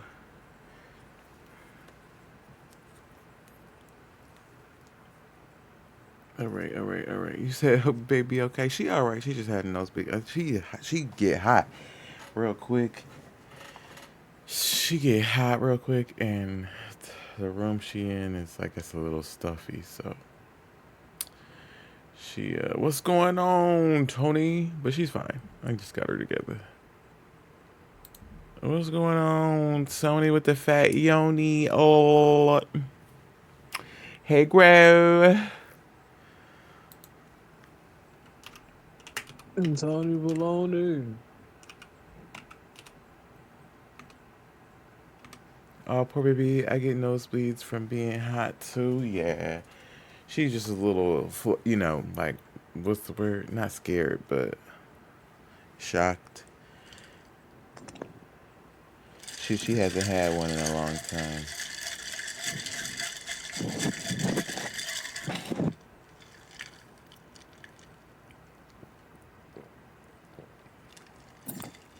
My stomach was talking to me and yelling at me. So I had to put a little protein shake in there to shut her the fuck up, bitch. But Hufflepuff. And then we get back to the show. You said cash and money in the building. Tasmania 93. Y'all ready? Let me fill you in, Tony, because you're coming in the middle. I don't know if he was lurking. I don't think he was in here. We was watching this. But this is somebody's mama, a man's mama that I think he killed his grandpa. We think he killed his grandpa. They're coming up to a conclusion to figure out what's going on. No, you just popped in. Okay. So the police is questioning this lady right here. She got a son. I don't remember his name, but he used to play professional football, I guess. I don't really know. And then the grandpa is missing, and he got the truck, and somebody called the police, and he got pulled over. So from there, this is where we're at. They questioning him to figure out where the grandpa is. They questioning everybody now at the house. Where is the grandpa? And I'm just hoping that he didn't kill his grandpa. You know? Because that would be ridiculous. Why would you kill this old man? He finna die anyway. Okay. So, yeah, let me know. Okay. Thank you. Those statements are coming from Isaiah's But mother, I could have left. Cassie, as she approaches the officer just out of frame. In a sudden shift, Cassie tells the sergeant to arrest her own son, catching him completely off guard. Just moments ago, she hadn't seemed particularly concerned. Now she's adamant that Isaiah is guilty of something. It's a sharp change in behavior, one that leaves officers wondering if Cassie knows far more than she's letting on. For now, the sergeant doesn't fully understand what Cassie's implying, but in the next few minutes, her urgency will make a lot more sense. Oh, he did cut. I done forgot that happened at the beginning of this goddamn episode. With a patrol unit following closely behind. And as the first deputy pulls up to the shop, he notices several other family members have also gathered. Expecting to find a lead on Richard's whereabouts, they would instead uncover something no one was prepared to see.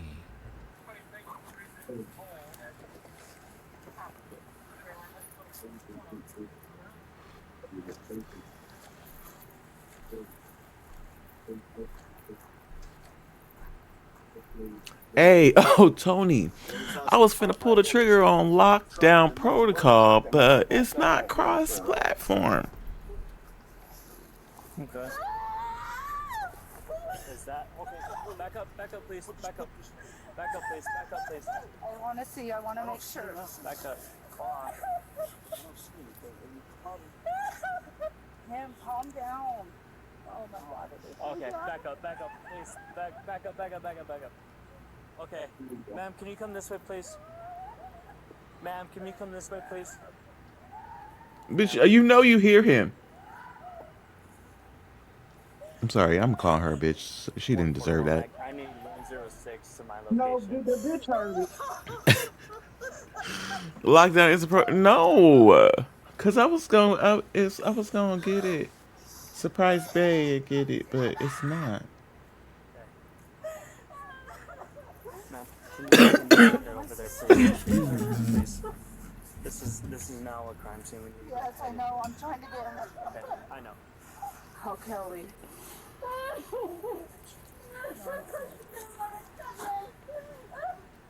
Sarge, he's buried in the ground. There's someone buried underneath the ground.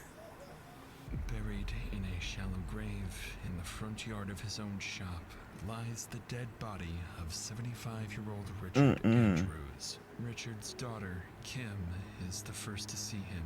She recognizes her father immediately, revealing part of his leg with the same jeans he always wore.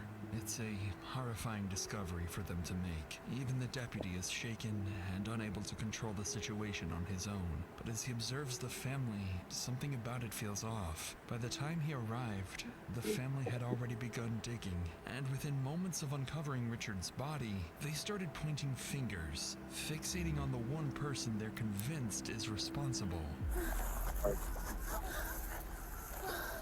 I'm not moving right, I can't. Okay. Don't touch me. Do you want me to help you? No. Touch me. Okay. I knew this was gonna happen. That was his son, my sister's son, that's at their house right now did it. And the gun's probably on the bed. It's a rifle that's laying in my mom's bedroom on the bed. And he has mental illness. So we're having the county respond, and their Jesus. supervisor is going to come, and they're probably going to set up a containment. Okay, please, I just ask that you guys try to cooperate as much. I can't make any promises. No, we're not leaving. Okay, well, ma'am. I'm not calling him here right now. Is somebody over there if you that want little psychopath? Ooh. If you want to do what's best for No, what I want to do right now, is go to my okay? dad's I just need you and do guys. something. Please don't, okay? I just need you guys to at least try to have some understanding, okay? And I want you guys to listen. To the officer's surprise, Kim doesn't hesitate to blame her nephew, Isaiah, despite there being no direct evidence linking him to what happened here. Shaken and unsure how to handle the She said she knew it would happen. allows the family to remain at the crime scene even after the body is discovered. Then, 2 minutes later, Sergeant Rodriguez finally arrives, stepping straight into the chaos. He tries to regain control of the situation, but it doesn't take long before he loses his patience. Where are they at? He's under there. Okay, we didn't touch you. You touched it when I was coming up here. Ma'am, let's get away, please. Ma'am, we need a preserve, okay? Come on. We need to make sure that we do this, okay? And she could have been got the fuck up, bitch. What is you doing? Right here. No. Okay, I'm sorry. Yeah. Stand over here. And then it looks like there's some stuff burned. Okay. Yeah, we need everybody, please. We need everybody back, please, okay? Ma'am, we do need everybody out of here. If you want, we need a preserve. He was being hella nice. I get it, you're upset. But if you want justice... I already know who did it. Listen to me, please. I know you know. Yeah. We need other things to make this work. Please. Despite Kim's certainty, officers aren't yet convinced. He said, "Please." Their killer. God damn. As they inspect the scene closer, something else stands out. Something that starts to point to someone very different. Burnt debris is scattered across the grass. Clear sign that something. She getting on my nerves now. No, for real. But the cover-up goes even deeper. The section of lawn where Richard was buried had been cut out, replaced, and even watered afterwards. An effort to make the yard appear completely untouched. For investigators, it's still unclear whether Richard was murdered here or only his body was dumped. To find out, they need to search his shop, standing just a few feet away. Sheriff's office, make yourself known. Come out with your hands up. Police, anybody in here? Sheriff's office, come out with your hands up. Make yourself known. Yep.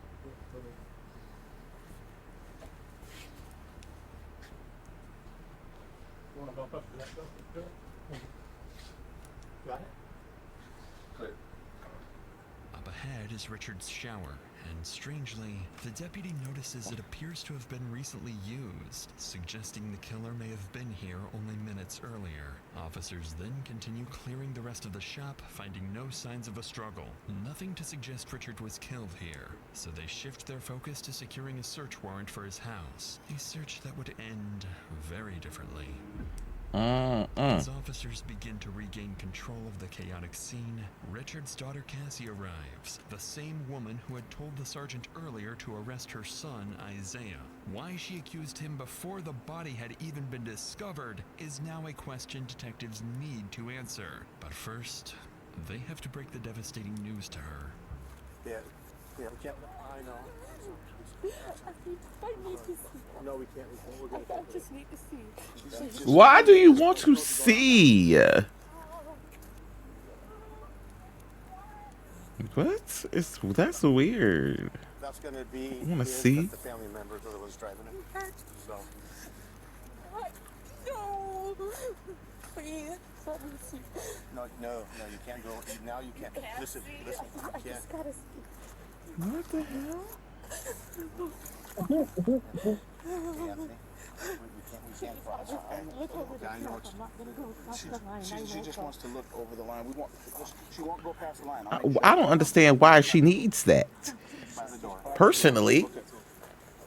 Naturally, Cassie is distraught, not only because her father is dead, but because she suspects her own son may be responsible. For now, officers continue securing the scene and prepare to send Richard's body for autopsy. But as they do, they begin to overhear the family frantically talking amongst themselves, and what they're saying would suggest the situation is only escalating, because someone else might be about to get hurt. Right. We have one that's confirmed in a shallow grave. Do not start talking, please. Don't say anything. Just be quiet, please. You know what's going on. Over there already. I get it, but I've heard everybody, but we need things to figure out. 106 Mac, we need units down at 430 Dale. Ma'am, please. I can't get out because it's behind me. We're going to have to leave the truck here for now. Please. Where am I supposed to go then? I just want you to walk that way, please. 145 back, I'm clear. Hey, David. 106 106 Mac. I have the father heading down to 430 Dale, and possible suspect is there, and it might not be good. According to Carmen, Anthony is furious and already on his way back to the house, convinced his own son Isaiah is responsible. He's just seen the body of his father-in-law buried in the ground, so what he does next is completely unpredictable. Multiple units are quickly sent to the house, racing to get there before Anthony confronts Isaiah. Minutes later, officers make it to the house just seconds ahead of Anthony, who is right behind them, along with the rest of the family, all demanding answers.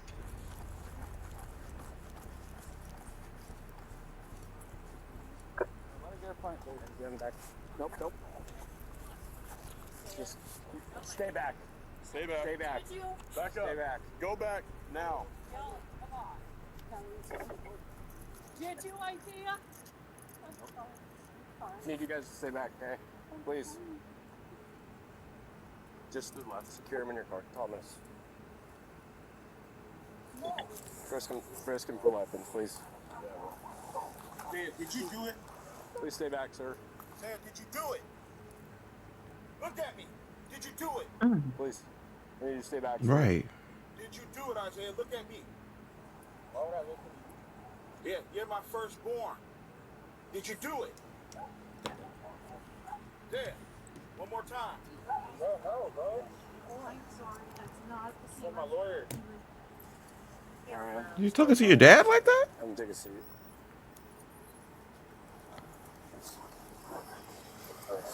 Close the door. Here's the deal. That's family. Okay. I'm a grown man. Deceased, right? Yeah. So they came down here to confront him. Where's your money? Yeah. The only reason he's in I'm hospital. 20 years old. I'm a grown man. I thought he was like a suspect. No, we don't have You know what I'm talking BC about. or reasonable. Right now he's in there because they That's think he did it. We need to keep them separated. That's no. I'm 20 years old. I'm a grown man. If you don't enjoy your dad, man, Isaiah is I'm grown accused of a man. crime. Only now it's for something far more serious, and the accusations are coming from his own family. They stand by, watching as he's taken into custody, convinced the case is now solved. But what officers are about to uncover would complicate everything, revealing that no one in this family can truly be trusted. But It didn't seem like it. I used to just keep all my money in my bank account, not really thinking it was possible. Not you got to add in here. Wrap my head around all the different investments and They savings paying. I do the strategies, same thing in the middle of the damn there was a much screen. simpler way. That's where our video sponsor, Chime, comes in. Chime is America's #1 choice for banking that makes saving simple, especially with their high-yield savings account. Whether you're saving up for a new purchase you wanted for a long time or for a weekend trip, Chime makes it simple. I can't skip these guys, so we're just supporting no boy. Basically nothing, I'm a but with grown man. I'm Chime's 20 high-yield years savings old. account, you earn 3.75% APY. About 9 times the national average. To put that into perspective, if you had $10,000 in a regular savings account, you'd earn about $39 in a year. But with Chime's savings account, that same money earns $375 in a year. Chime also takes the thinking out of saving. You can automatically send part of Come every on, bro. paycheck into savings or turn on Alright, roundups bro, so I'm every finna head purchase out. If automatically anything, adds a little more to your account. There are no I monthly go find fees or another minimum route balance too. requirements, so more I'll of your call money you. stays yours. And unlike some savings accounts, your money isn't locked All up. right, babe. You can access it anytime. Alright, Chime be Card safe. also gets you 5% cash back on a category of your choice, which helps on the spending side too. And you can switch your category every month if you want. Right now, Chime is offering a $200 bonus when you open a new Chime checking account through my link, chime.com/DrInsanity, or just click the link in the description below, or scan the QR code on screen. With that said, let's get back to the video. While Isaiah is transported to the Grant County Jail on probable cause, police continue speaking with the rest of the family. But by now, Richard's daughters are too shaken to talk. So investigators turn to his son-in-law, Greg, one of the first to discover the body. And they're about to learn that he has vital information that would begin to piece together this meticulous murder. So let's start from the beginning. How do you know the guy who works on the shop out here? Richard is my father-in-law that I married. He's one of his daughters last year. Okay, so he is your current father-in-law. He is my father-in-law, and Okay. I live across the street. Okay, so you're pretty close with him. I was very close to him. Okay, what do you think happened? I think that there may have been some type of transaction at Richard's house with Isaiah.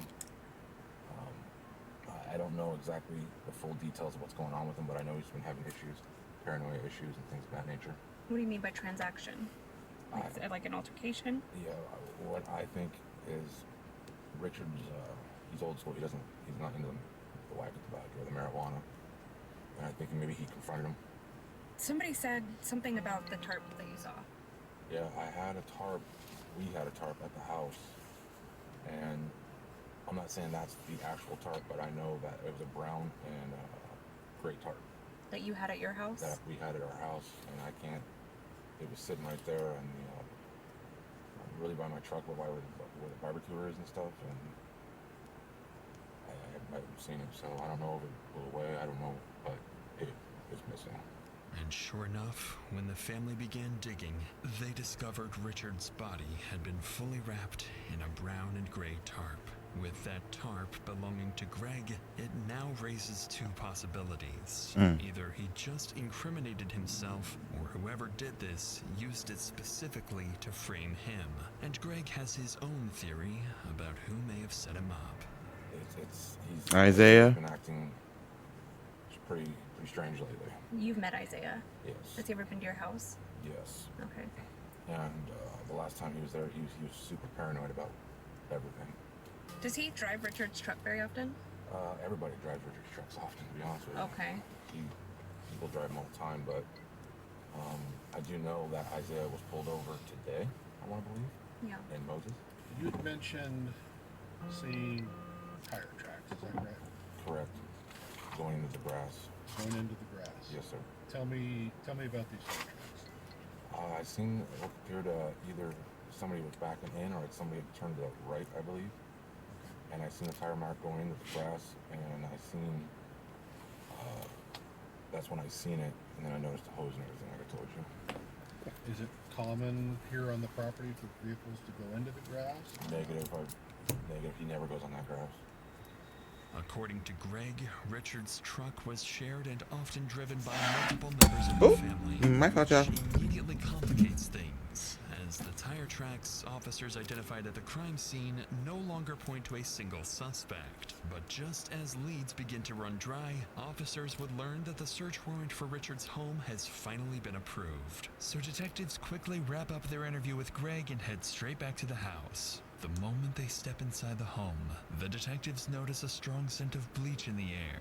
All surfaces have been wiped down, and inside there are clear signs of a cleanup job. Detectives know they're dealing with a methodical killer, possibly more than one, but even then, they would overlook something critical. When detectives inspect the house more closely, they notice spots of blood on the back door handle. And then it's just not the cleaning. Oh, they missed it. Help his sake. To his murder.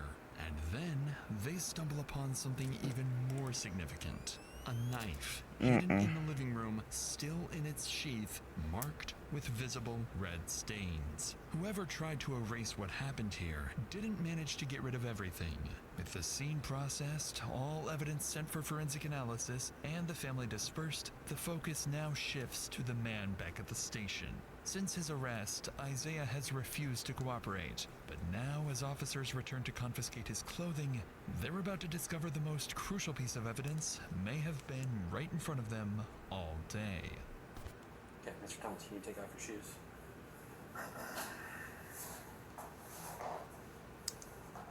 And then take off your sweatshirt. Bruh, it's hell cold. Okay, I'll try to get you another blanket. You got 2 blankets there. Try to get another one. Oh,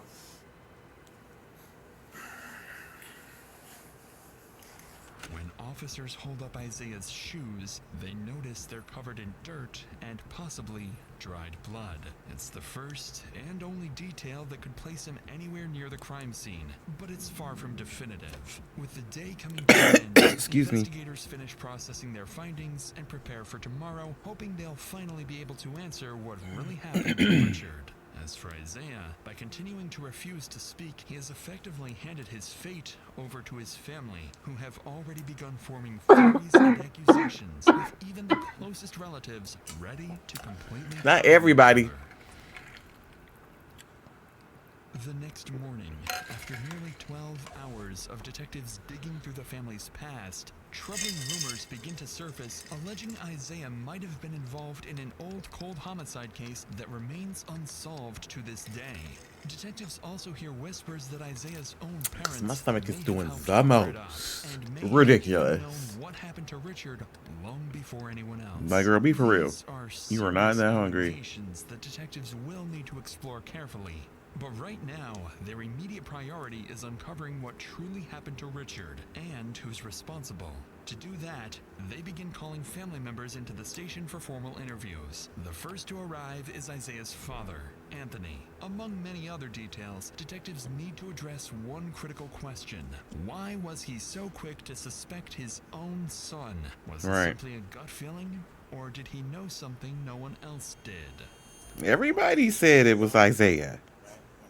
The week before this incident happened, and Kim was like, "You guys need to come down here."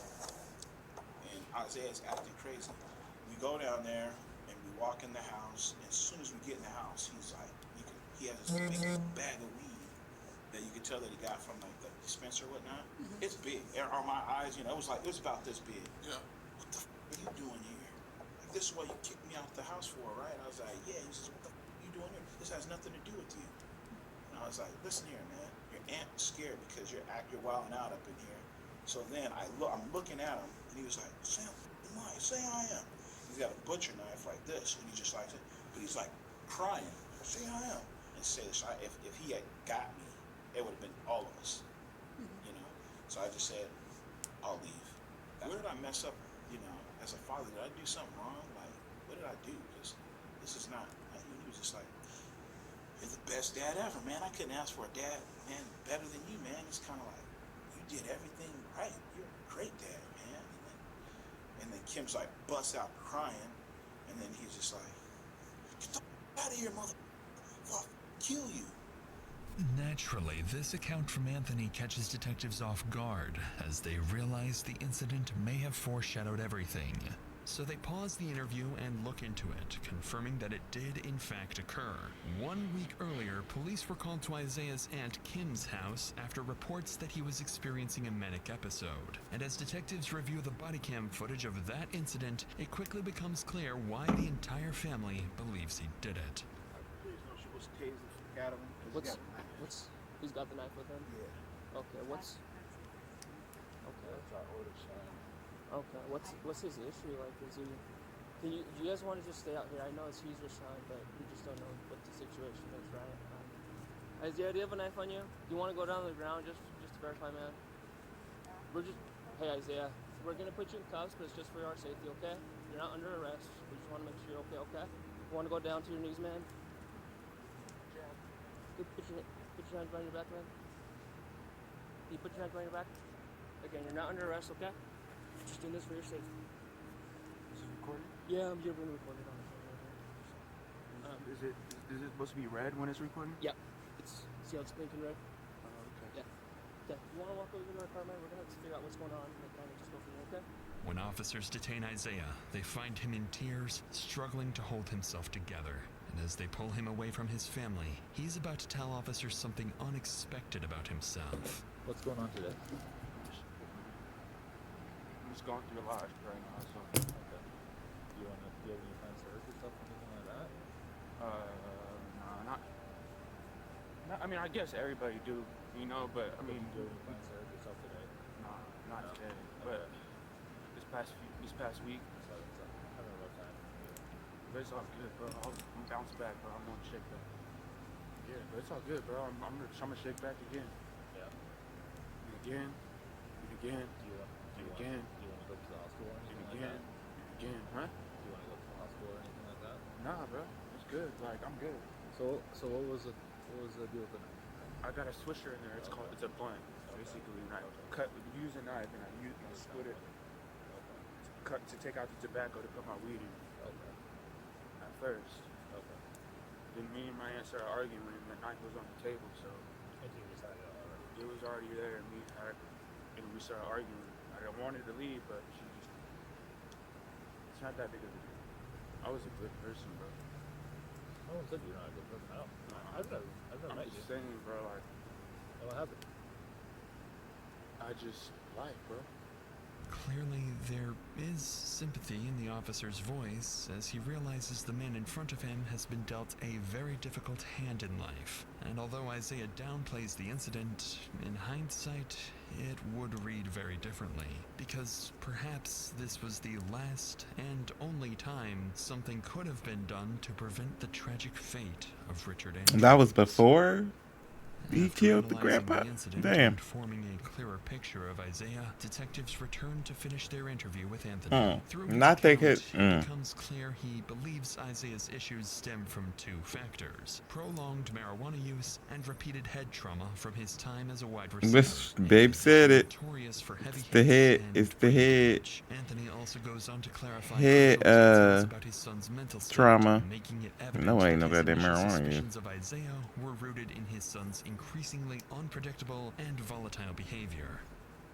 So with Anthony's perspective now on the record, the interview comes to an end and detectives move on to Richard's daughter, Kim, the person who found the body.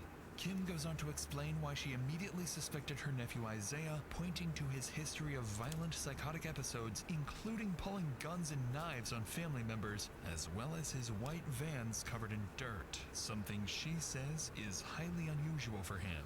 Notably, she ends the interview by saying she fears that if Isaiah is ever released, he will do it again. With With the case against Isaiah growing stronger by the minute, detectives then shift their attention to two more family members, Richard's daughter Chrissy and her partner Floyd. Unlike everyone else, these two family members are about to become Isaiah's best and perhaps only chance of shifting how detectives view Isaiah's role in all of this.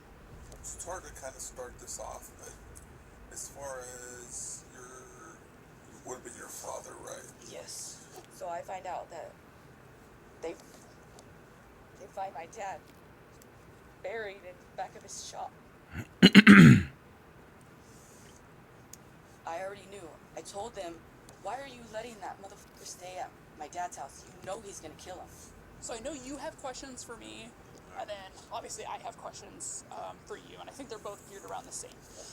When I got there, bro, it was weird. Weird. And I'm like, man, something's not right. So I left, and that's when I told her and explained it to her.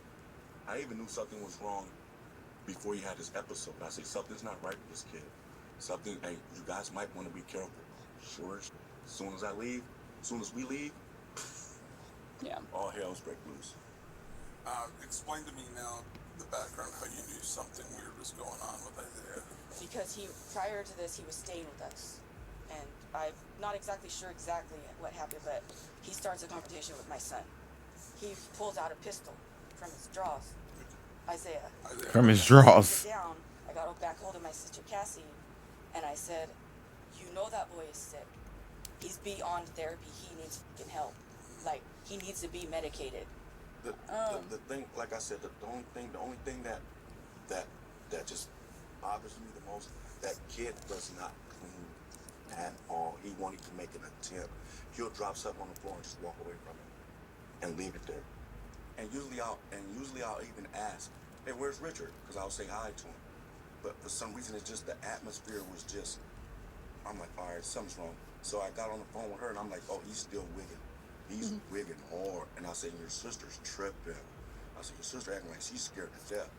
Well, she knows he goes to his episode. Of course she's scared. I'm like, okay. It's when after we found out what really happened, is that she knew what he did. At this Mama? point, detectives begin to realize Chrissy and Floyd aren't just angry at Isaiah, they also hold his mother accountable. And the couple's suspicions align with detectives who still can't explain why Cassie asks them to arrest Isaiah before the body was even discovered. So with all of this in mind, detectives would ask them both point blank who they believe is truly responsible for Richard's death. So I'm on the same page as you. You guys believe that Isaiah's mom knew that she had knowledge of it. Richard. She had to have knowledge of it. I mean, that kid wouldn't have cleaned. That kid wouldn't have done none of that because he ran over to the neighbor's house and tried to take their car. Did you guys get that information? Yeah. Yes. All right. So he's sporadic. He's not clean. He's trying to get off. He's trying to run off. He's trying to do whatever he can do to get out of the situation. He's not thinking about clean. He's not thinking about picking this guy up. He talking a lot, ain't he? And burying him, and then go down to the valley to go get a tarp, and go back up there in her dad's truck, and they see it, and go back up to the house and wrap him in the tarp, and then come back down to the valley, which is across the street from her sister's house, and bury him. When his auntie's house. When you said that you believe that she knew, do you believe that she helped cover the body and cleaned up? I can't go that far. I can't go that far because she doesn't have that mentality. At the end of this conversation, if she's not arrested by then, I don't know what to tell you guys. But she didn't sod it up like, per se, like, oh, Isaiah was going to do this. She manipulated the situation to her advantage. She knew what her son was capable of. She knew how to get him to that point of manic and psychosis. To detectives, accusations like these don't come lightly, especially between sisters. Additionally, I thought it was her description of sister Isaiah aligns talking with what about. detectives already believe, that he's impulsive, messy, and incapable of thinking ahead. And with the next interview set to be Cassie herself, detectives understand just how much weight this conversation carries, not only for Isaiah's future, but for Cassie's as well. There's a lot they still need to figure out. her unusual behavior outside the sergeant's car, her possible involvement in Richard's murder, and even lingering questions about a potential past homicide. But they know these answers won't come easily. They'll have to approach this carefully, waiting for the right moment to press her. And as her interview unfolds, watch closely for the moment Cassie begins to fear she's the one being implicated. There's no easy way to start this conversation. Go for it. Okay, sorry. Oh, we're good. Okay. So, how has Isaiah's mental health been in the last few years? It sounds like he's been suffering. The last year for sure. Last year? As far as like his mental health, is it something that he's diagnosed with, or just something you guys started noticing? We started noticing. I'm trying to remember everything. It was before October of 2023. So back for around. Yeah. I believe that's when he started smoking, and he didn't want to work. He didn't want to do that type of stuff, and we kind of were like, well, he's going through it. You know, he's done playing football, and that's something he's done since he's 5 years old. You know, big life change. Oh yeah, no school, no schedule, no workout. Clearly, Cassie appears emotional, possibly even carrying a sense of guilt as she speaks about her son. Beyond that, nothing about her behavior stands out to detectives as suspicious. But as the interview continues, she begins recounting the same incident at Chrissy's house, where some noticeable differences between her story and the rest of the family starts to emerge. Order the tire. Hopefully it's here maybe after 12 or 1. By the time I get done with this other route. Alright. Nice. Kitchenette, table there. There's marijuana all over a big bag. Yeah, I said nice. Yeah. But he's sitting there with a knife. Took off $10 too. I'll take that. Let's go. Discount. Right. I said, well, if they change the what's price, going on with you? Is everything okay? Mm-hmm. He didn't see my husband. His dad came in behind me, and he's seen his dad, and instantly he's pissed. What the f are you doing here?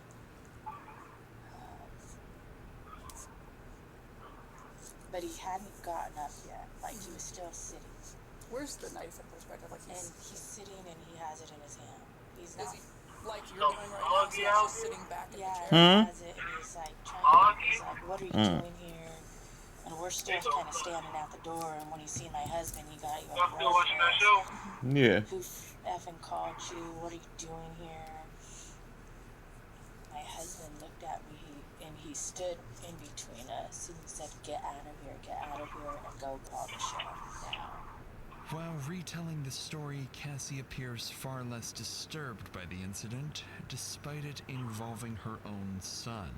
She also seems reluctant to discuss the part where he threatened her husband's life. So after a few hours of letting Cassie speak freely, allowing her to settle into the role of the victim, detectives would finally begin to push back, starting with one detail that would clearly catch her off guard. And I don't mean this question in anything, but obviously, like, at this point, I can only see certain things. Did you guys explain all of that about him pulling the knife on Anthony to the deputies? Yeah. Okay. And dispatch too, And right? dispatch, She too. said, don't go back in there. Mm-hmm. But I get why they're angry with me too. You know, that's my son. And they don't think I did anything to try and help him. And I think most of it is emotions are going to be high right now. Well, they'll never talk to me again. I already know that. And they've made other threats. They've also said other things too. And I don't know if you want to talk about those right now, but I think Detective Hunt is following up on that part, but the weird, vague comments about this is potentially not the first time Isaiah has done something. Yeah. And I didn't hear any of it. I was at the house, but they were really going on. Like, he's done this before, and Like, killed someone? that was the implication. Mm-mm. But she also said that my husband and I helped cover it up. Not? What? That they know the name. Tragedies like this happen, and people don't find their loved ones. Girl, what are we talking about? Clearly, Cassie is distraught, not only at the prospect of being ostracized by her family, but also at the possibility of being suspected by detectives as Isaiah's accomplice. But there's still one more question detectives need answered, after which they'll have made up their minds about Cassie. When you went to Sergeant Rodriguez and he made the comment that it's him, you need to get him in cuffs, you need to get my son in cuffs. Why for you in that moment did you knew it was Isaiah? Where was your mindset at?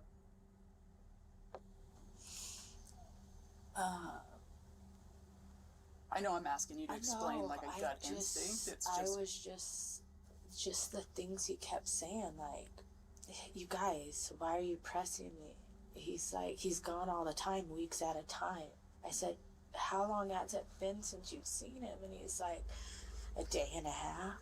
So you've got kind of every other family member that's here that's worried and everything like that, and his response didn't seem to match your guys's. Right. You just know. You feel it. It's like... Then I'm like, he has to get him. He has to go to jail. You know? I just felt it. And All right. I'm his mom, you know? And I'm not in denial. And I do think, personally, you did the right thing. I think you handled everything as best as anyone could, as best a parent could. And I don't think that me saying that's going to bring you any comfort, but I do believe it. Despite her unusual behavior, the detective appears to take Cassie at her word, believing she may be genuinely innocent. Her family, however, remains unconvinced. After wrapping up this and several other family interviews, investigators find themselves between a rock and a hard place. So far, there's no concrete evidence that Chrissy or anyone They else fixed was it. involved. In fact, at this stage, there's barely enough to definitively prove Isaiah's involvement. So Isaiah remains in jail, hoping that with the right lawyer and no further discoveries at the house, he might still be able to walk away scot-free. I just threw it in the trunk. Don't worry about it. I got it. Passes before the case finally sees an update. But it's not the one investigators were hoping for. The autopsy results have just come in. According to the coroner, Richard died at his home from a severe knife wound to the neck that resulted in significant blood loss. He also showed signs of blunt force trauma to the head, along with bruising around both eyes. His body was then dragged out and later buried in a shallow, tarp-wrapped grave at his own shop.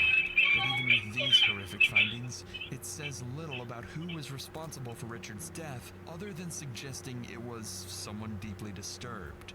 And with every passing day, both detectives and the family begin to fear that the person or people responsible may never face justice. More than 2 months pass, and the case begins to stall.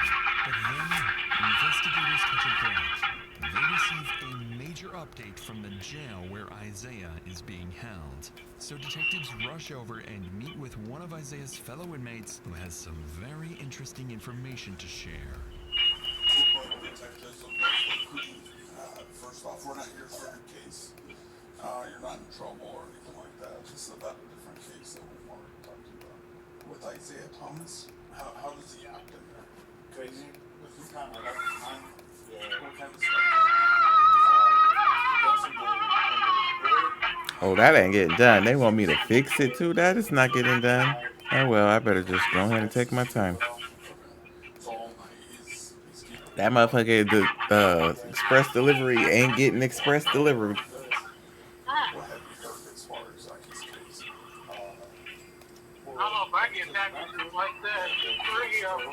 Right, Okay. yeah. And then before he killed him, then he asked me, "Where's your wife?" Okay. Yeah. What was your grandpa? What did your grandpa say? That he did. Okay. Like, why you want to say that? Did he say why he killed the grandpa? Yeah, he was that his grandpa was mean. Mean? Yeah, since he was a little kid. Okay. Yeah. When he killed him, was Grandpa trying to do something to him? Nah, he's just He had anger towards him or Mm-mm. something? yeah. Okay. Sure enough, what the inmate describes aligns with key details from the autopsy, particularly the fatal wound. But even then, investigators can't be certain. The inmate could be telling the truth, or saying whatever he thinks will benefit him in hopes of a reduced sentence. But that uncertainty would soon come to an end with an update from Isaiah himself. 2 weeks after speaking with the inmate in early February, Isaiah pleads guilty to second-degree murder and unlawful Now he pleads destruction of guilty. human remains. What? On March 10th, he is sentenced to a maximum of 20 years in prison, along with mandatory mental health treatment and no contact orders involving several family members who cooperated with the investigation. As of now, no other family members have been charged, with law enforcement ultimately concluding this was a solo actor homicide, dismissing any allegations of parental involvement. And as for the alleged prior homicide, police have so far found no evidence linking Isaiah to any unsolved cases. What?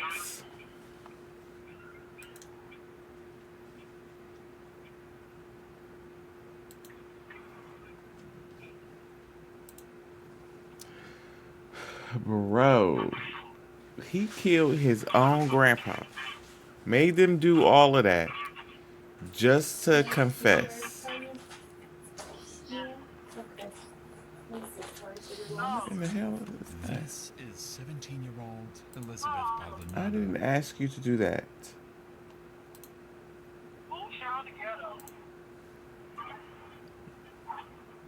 Killed his grandpa, made them do all that investigating just to plead guilty. And then buried that man.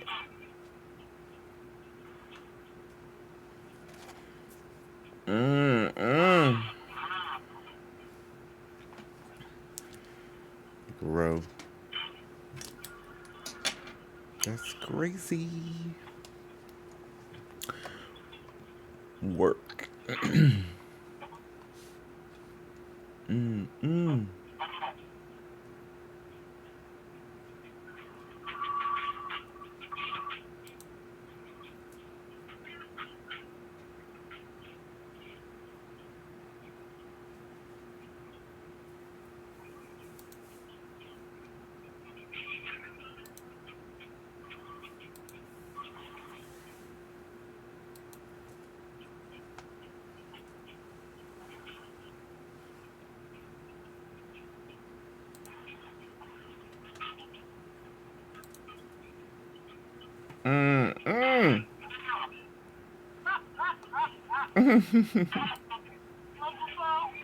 Yee.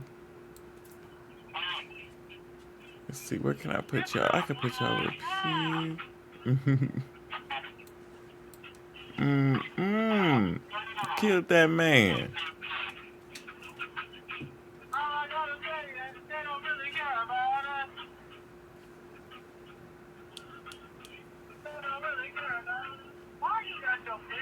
You know what? Because I'm going to just leave y'all right here. But we could be right by the kitty cat. Hello, kitty cat. Hello. Alright, let's make sure this sound is good. We're going to be on the RS. Put that up medium. But I don't think there's okay,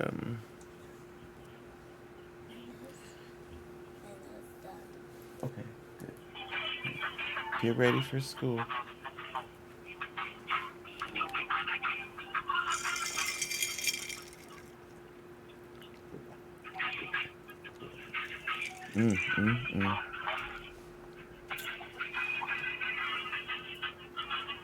All right.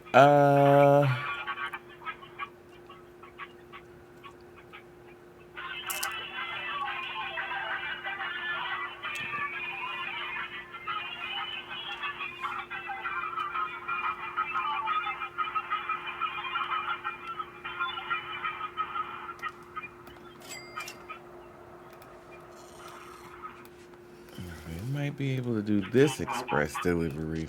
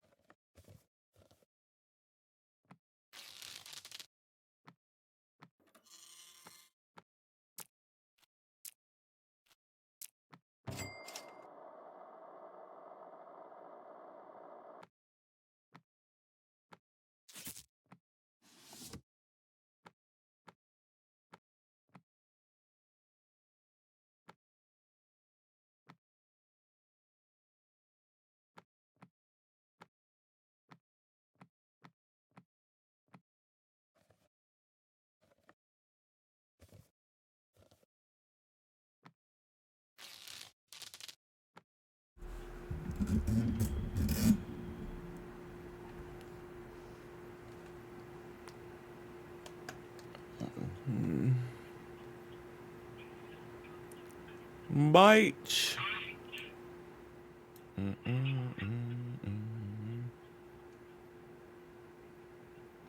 Okay. Is that? I mean,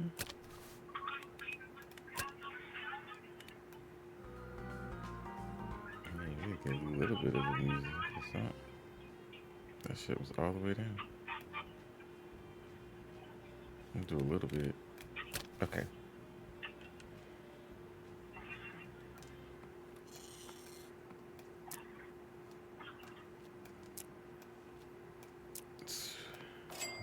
Okay. Another delivery. Highlighter. Pen. Shorts.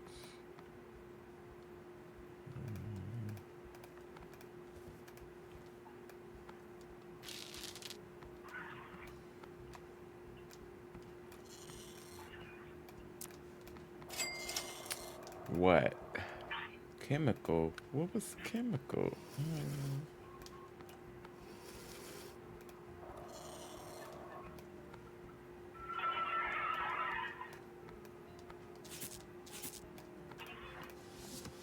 Why do they have this big ass box with one thing in it?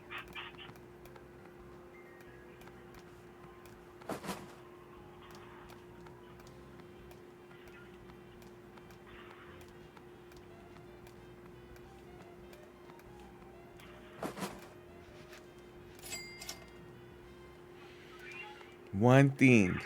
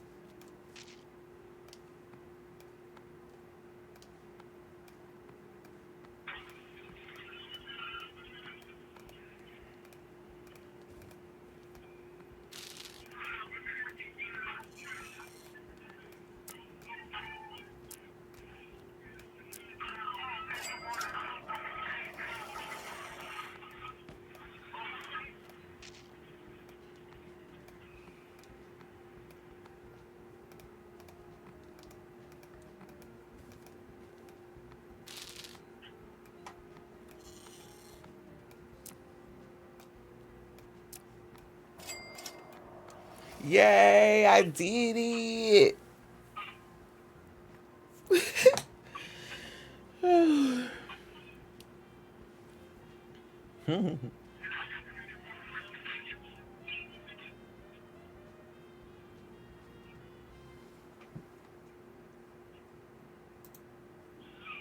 Let's finish the day up.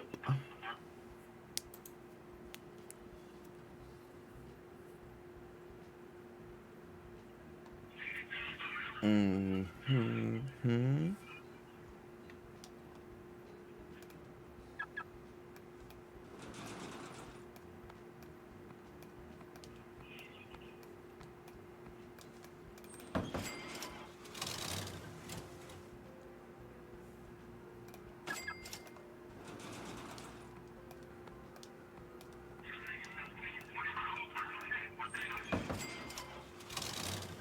Let go.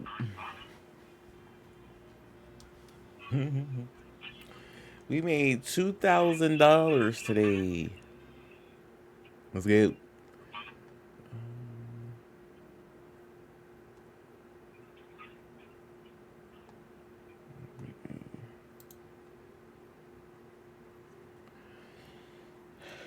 Do one grand escoala.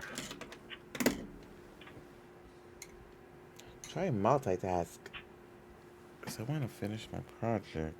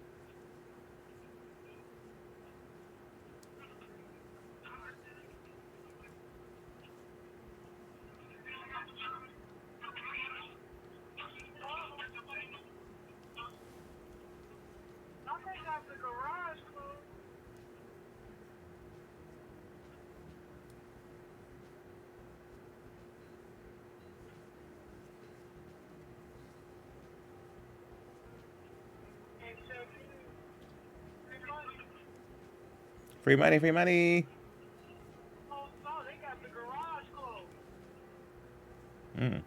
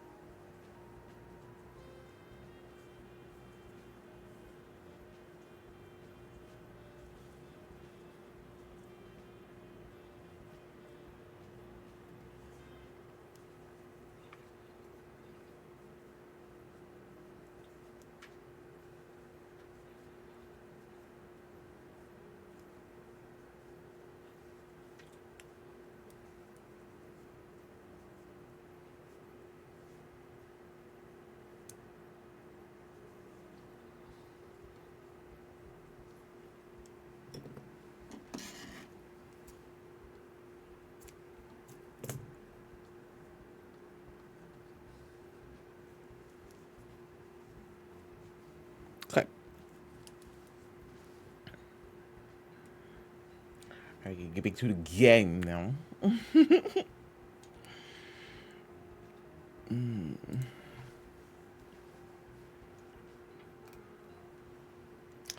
Let's make sure we have all the stuff that we need. We can gamble real quick.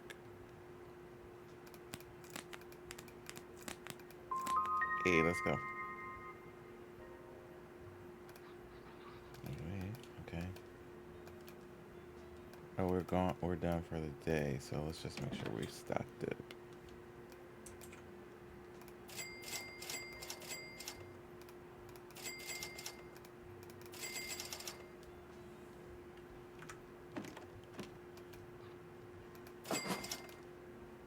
All right. Okay. Bills. Okay. Back to work.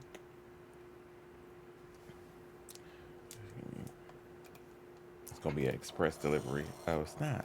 Interesting.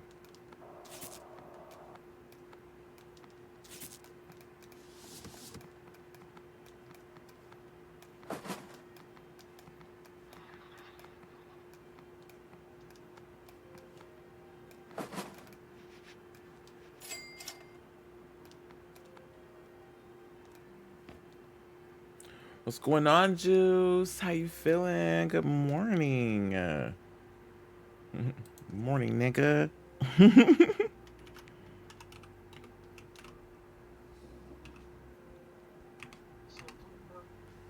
No, that's Juice.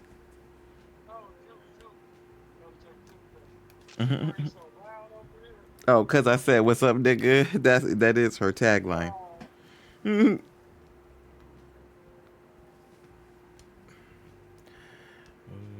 Oh shoot! I could have did a little bitty box for that. Now, with these little bitty things. Did you work last night? Juice. Water bottle. Gucci just had breakfast. What you eat?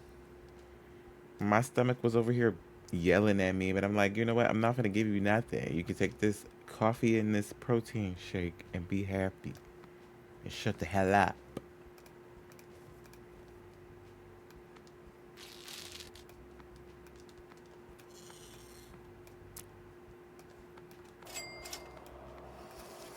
You said, yeah, but I'm off today and gonna hibernate in game. I know that's right. You gonna stream? You know I'm gonna pull you up. Oh,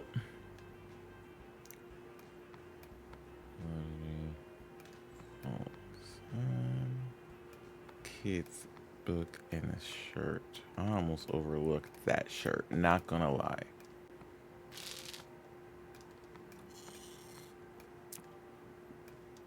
Was the shampoo? Did the shampoo have something on it? You say I might do some Overwatch later? Okay. I play Overwatch one time. Once. I guess it's not really a game for me. Oh, I did miss it. Missing the wet sticker, yeah, because of the shampoo. I knew it, and I didn't do it. Oh. You play Marvel Rivals. Oh, wow, 3 boxes? You play Marvel Rivals too, don't you?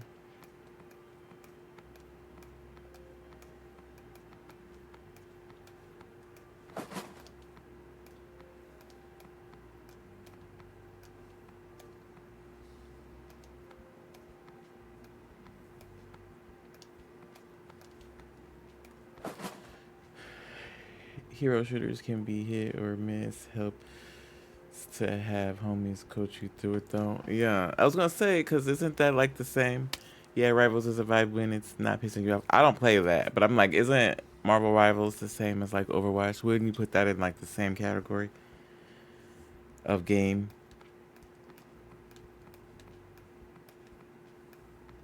Because I don't play either one. Like I said, I played Overwatch once, and I played Valorant once, which is gives me that all of three of those give me the same, right, the same concept, just in third person. Oh, okay. Right. Right. Okay, so we gotta do this yellow sticker. And I hear a lot of people talk about Marvel Rivals pissing them off.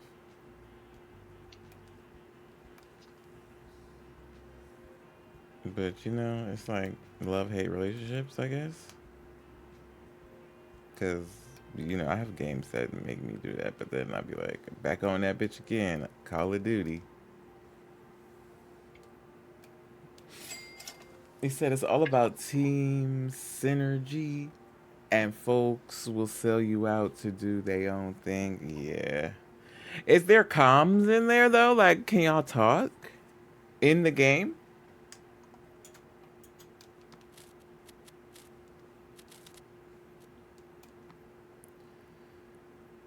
It's yellows is a shot assault shaker. Yeah, I play casually, so I don't let myself get to that point. Period. That's how I feel. I'm not trying to like, you know, have an aneurysm.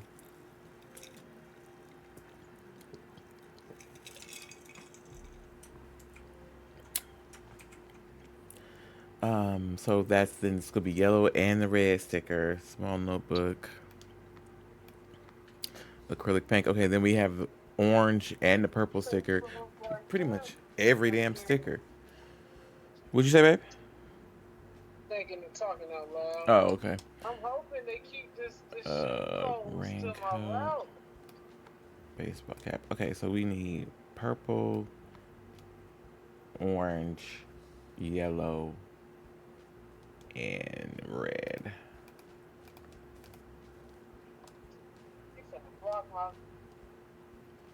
Where the fuck is the tape? Oh. Purple, yellow, orange, excuse me, red. You said, yeah, mics and chat, but it can turn into a debate, which is why it's better to play with friends compared to randoms. Yeah. I feel like that's, you know, any like multiplayer game like that, it is great to have a squad. Because you can't depend on randoms. On no game can you depend on randoms to help you out. They're gonna be for them always, every single time, in whatever game. DBD randoms look out for themselves. Call of Duty randoms ain't thinking about doing the team objective. They just trying to get kills and be at the top of the leaderboard. It's every game that requires teamwork, and you can't depend on no random at all. Let's make sure we got everything in there though. Let's all check out the small notebook, the acrylic, the raincoat, and the baseball cap. I do believe I got all of that shit in there. I did. You said that part? No, for real. You feel me? Okay, we got an express delivery, salt shaker, a fountain pen, a regular pen, newspaper, and a pipe. This is going to an old man?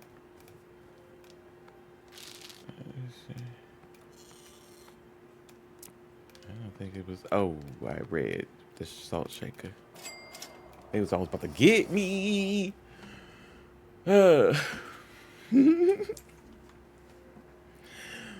Yes, they just need to have a squad for every fucking damn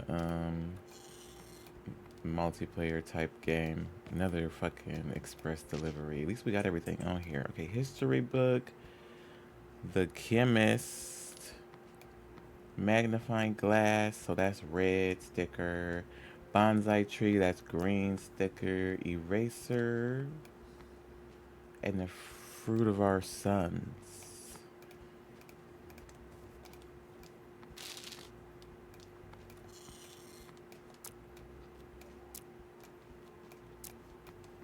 Let's go.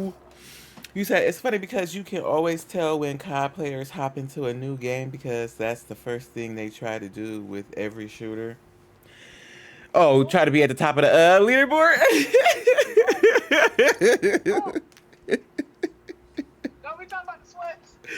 For real, like, can you do the objective? You just want to run around this bitch and kill every damn body. Me. Depending on if it's hard point or not.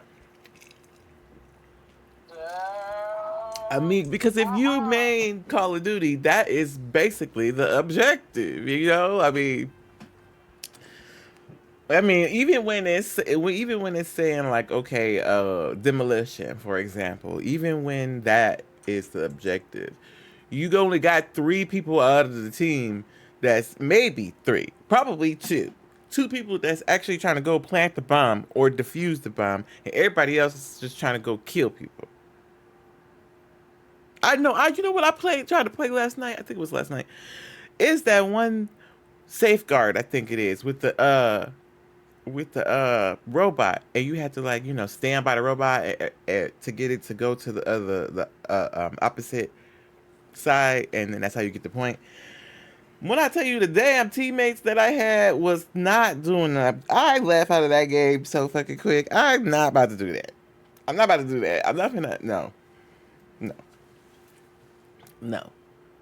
And I hate that. Like, it be a squad. It be a full squad of people, full party. And then I'm going in with randoms, 2 kids, somebody that ain't really playing. They at work from home, and they in a goddamn call right now, so they not even really paying attention. You know what I'm saying? Like, your team be trash. You see, right? The games are objective based, and now you being too aggressive and wondering why you getting folded every time you turn a corner. Look. Different gameplay. They don't be knowing. And not, especially not if you just main Call of Duty. But you know what? I don't discourage folks who try to go out and be playing Call of Duty for the majority of the time and then go try to play something else. Like, I encourage that behavior. Do that because Call of Duty is trash and people need to play other games. Fex got the mic wide open and everything. No, right. It's 3 kids in the back screaming, telling you they hungry. Get your ass off the game and go cook them baby some food.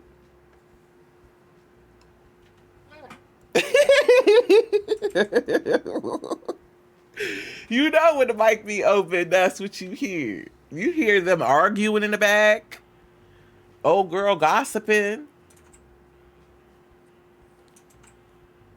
Call of Duty a vibe. I just refuse to pay full price for it at this point. No, yeah, I had the same thing. That's why I didn't get on it for a whole year. But I got that Game Pass, so the Game Pass is not that bad. And seeing how they included that in there, so that's good. And Call of Duty is a good just like release shoot, and it's just a lot of cheaters. It's a lot of, you know what I'm saying. So you can only spend so much time on there unless you tune all of that out. But hearing the whole house mad at them, right? Tell me, get off the game. Get off the game. Oh, you ain't never lied. You ain't never lied. Call of Duty be a bit much sometimes. I ain't gonna hold you. And I don't be on comms on there no more. I can't, cause every time I get on there, I'm a man. So I'd be like, I unprovoked. Just leave me alone. I don't even want to talk on there no more. That's why I had the Discord. I just was like, you know what? If you gonna play with me, you got to be in the Discord. It's something we got to have a talk on that because I'm not talking in this game lobby. They so disrespectful. But let me say one thing. I'm bad. I don't got time for that. That shit is turned off.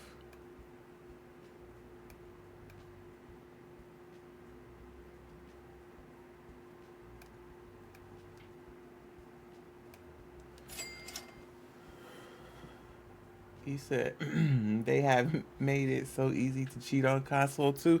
Now, not console. You cheating on the console? How the fuck you do that? You sell adapter at game. Not they sell the adapter at the GameStop. They got them corners and shit. No, for real, no, they are. It's cheaters galore. You know, I seen somebody that I don't know. I think it was a TikTok video, but they were saying how they did the the web study or whatever to see the most searched on how to cheat games, and Call of Duty was at the top. So it's people on the web trying to figure out how to cheat on Call of Duty. Just play Call of Duty. Just shoot them. Why do you have to cheat? Why do you have to cheat? Why do you have to hack? And then you're not good, like because you had to buy a part to make you kill 47 people without dying. So like that's I don't know. I don't know. I play games for different reasons, I guess, than cheaters. I'm not sure why they pick up the game and play it just to go hack it and then fake like you so good because you're not. You're hacking. You're cheating. I'll be right back. I gotta run some errands. All right, money. I'll see you when you get back, girl. Be safe. Be safe.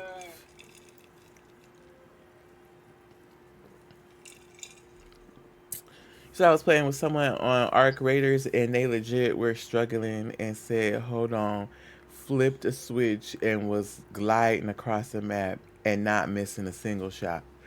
Not you welcome, money. Why do you need to cheat on Arc Raiders? Isn't that just oh my god. Looting and shooting robots? What the hell do you need to cheat on there for? I don't understand. Like, well, how if you're trash, you're trash. Just get off, just don't find another game to play.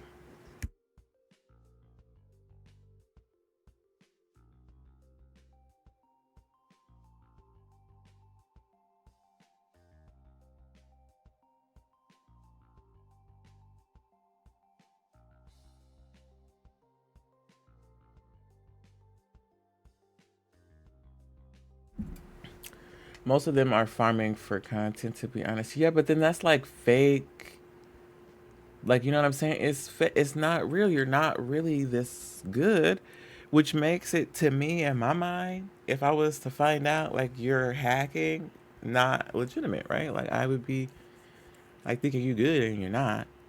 But then like in my mind, I don't do shit like that because I know I'm not really good. I know I'm not really good. I know I'm hacking. You know what I'm saying? Like I don't know. And maybe that's just me, and not everybody think like that. Of course, not everybody think like that because then we wouldn't have cheaters and hackers and all of that shit. But because you just know it within yourself, like I ain't shit because I'm cheating, acting like I'm this good and I'm not. You said those folks usually get exposed fast. Yeah. Those are the ones with multiple accounts because they keep getting banned from games. And then, like, just keep. I just don't understand that. What that makes the gaming so trash, you know? Just like. That we have to deal with people like that that just don't want to play and have fun like the rest of us. I guess I could have used a smaller fucking box for this, huh? Oh well. We got that pickle jar in there, so this should be good. We got one more. Talk about Call of Duty made me want to get on. I ain't gonna hold you. Feed the chemist. I gotta use the restroom too. What is... Oh, traditional. I was looking for a book. Like, what? Okay. The big prints. And a t-shirt. Yeah, I just, you know... I just be wanting to shoot people in the face. But I'll leave the lobby real quick. And then, you know, but I don't like being in my own lobby because I always get people with Asian letters and they be doing the most in the damn game. Why do you have to be doing all of that? I know I be doing a lot, but do you gotta really do that? And I just be feeling like they cheat. I don't care. I be feeling like they're cheating. Damn, I got a whole lot of shit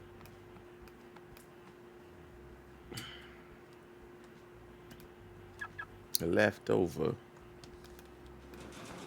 I straight stole that shit. They probably shouldn't put that at the bottom. It's just heavy. Oops. Didn't mean to drop that. Oh, those the players with the hacks for sure. Oh my goodness, bro. It is ridiculous. 2100. Let's go. Damn, all we have is $1,000. Did we not make no money? What the fuck?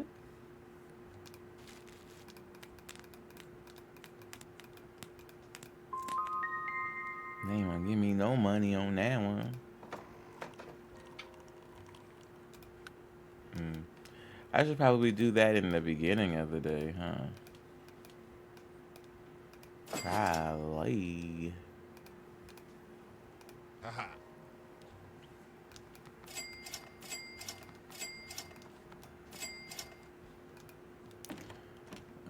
Alright, I'm gonna go use the restroom, and then I think I'm gonna change games again. So give me a couple of minutes, and I will be back.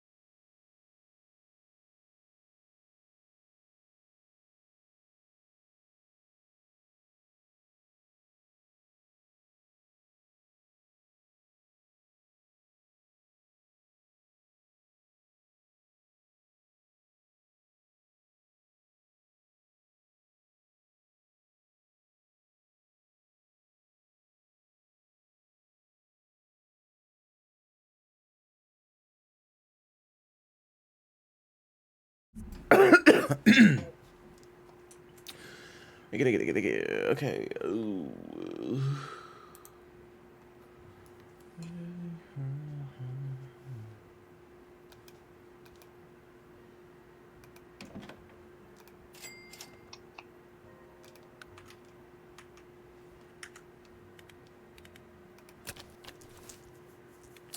Hufflepuff? Yeah, okay.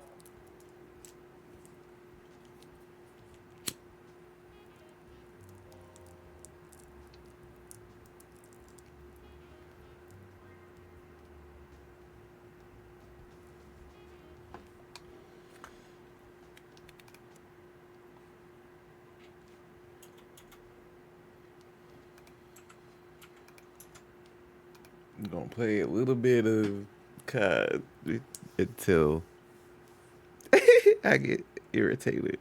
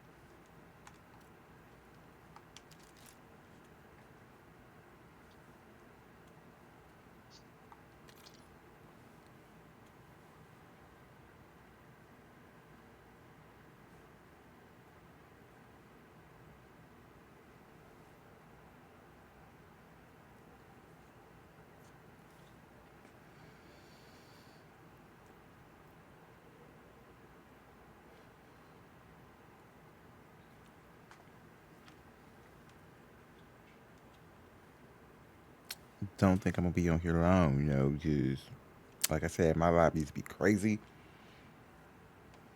as hell.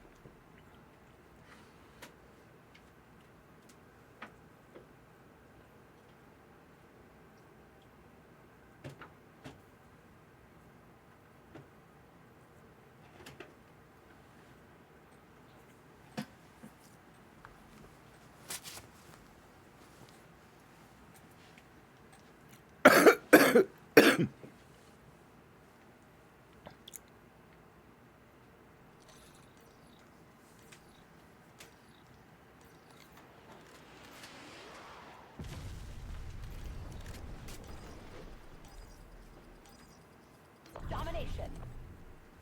Safety's off. We're not here to make friends. Taking A. Zone Alpha captured.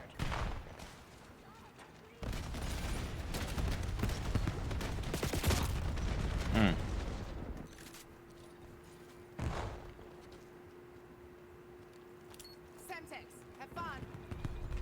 We lost B.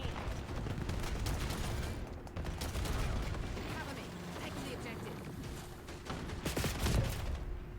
Motherfuck! Underway on Bravo. Already.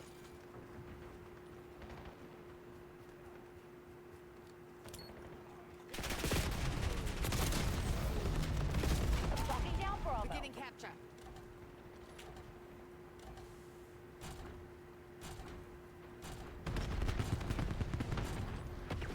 Bravo is ours. I can do this. Incoming lethal. Enemy UAV detected. Losing B. No, why I run out there like that? Why did I shoot first? My dumb ass. Hostiles released a skewer. Get my ass away from the damn open. That damn skewer. Enemy care package dropping. Hostile UAV established above. Securing B. Shotgun sticky. Tapping the objective. Stay sharp. B locked down. Oh.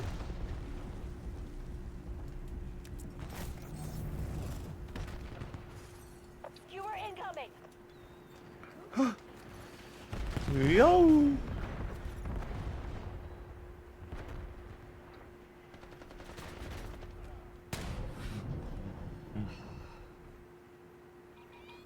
Losing Bravo. No, we're not. Oh.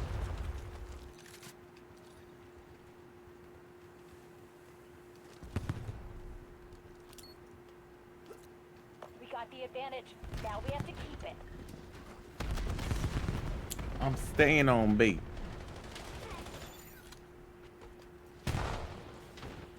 Ah! Ah! Securing C. Where is he sniping? And then they don't even show me. I don't like that. Oh, it's the thing in the sky. Never mind.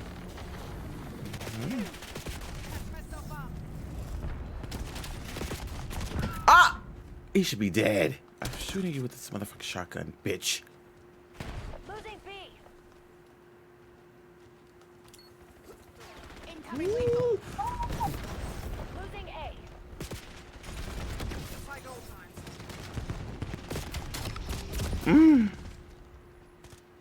We lost B. They are on out. Stop wanting B. Released a skewer. Not a skewer. Semtex out. Go straight. Hostile care package above. I can't see a motherfucking sign. Bitch. Son of a whore.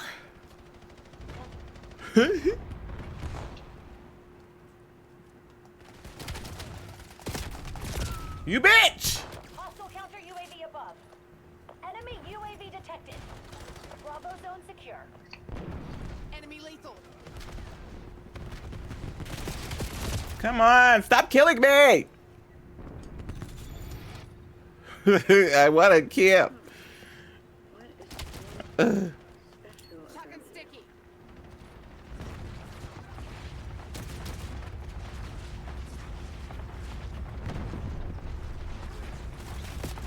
Ah!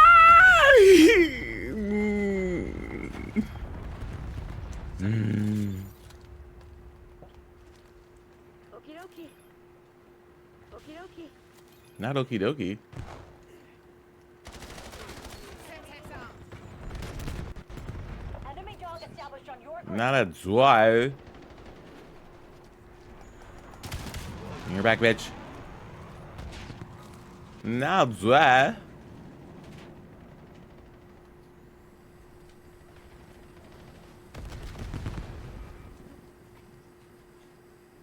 Incoming napalm strike.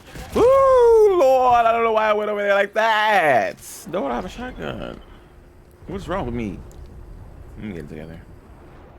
It's the first match. I am gonna get it together. Losing Bravo.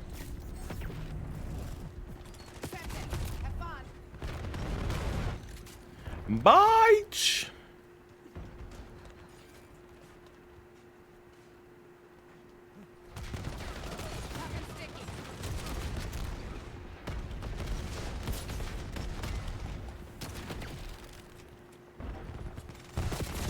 Ah! Losing B. Losing B.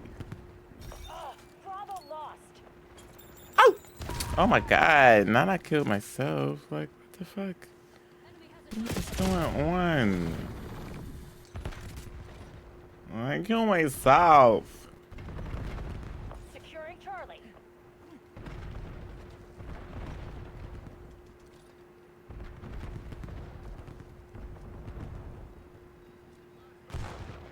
Taking B. Nobody is gonna try to. Ah! Ah! Oh my god, like. Okay, let me just stay my ass over here. Stay my ass over here. Camp this area, cause. Underway on Bravo. I'm on the objective. B secured. Heads up. Enemy HKD drop detected.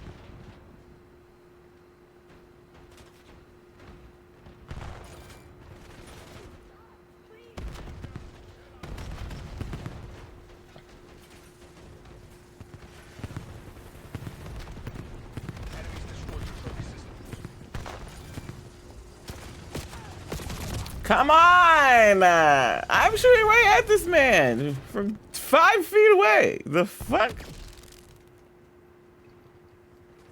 What are you doing?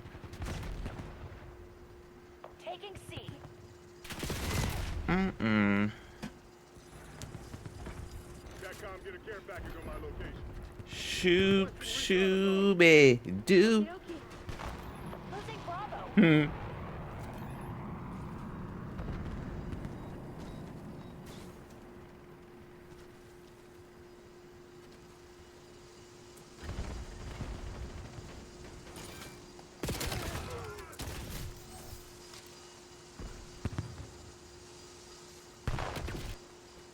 Incoming lethal. Okie dokie. I'll say this once. Do not fuck with me.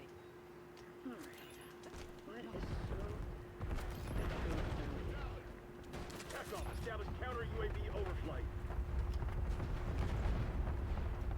Locking down Charlie. Bitch, get your ass down. I knew you were gonna come in here, you whore.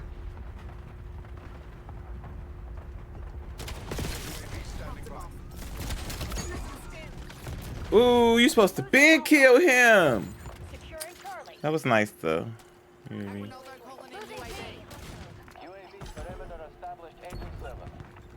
All locations are ours. Hell yeah. We've lost Alpha. Your UAV has been destroyed.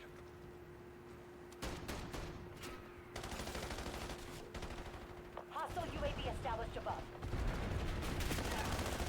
Hey, enemy tactical. Enemy C4. Got that beat. Losing Bravo.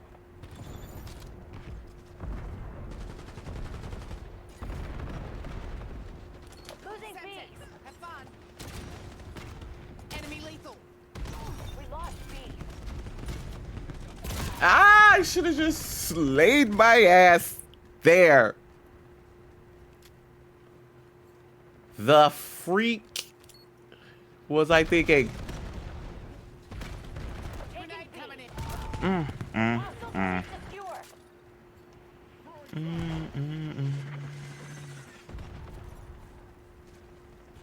Bravo is ours.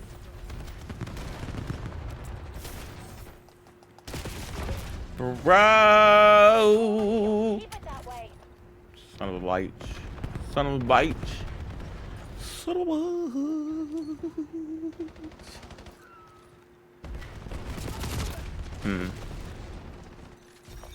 Bravo What? lost. Securing B. Enemy care package dropping. Capturing. Keep an eye out. Oh my goodness. Ooh, shit, that was brutal. my gosh.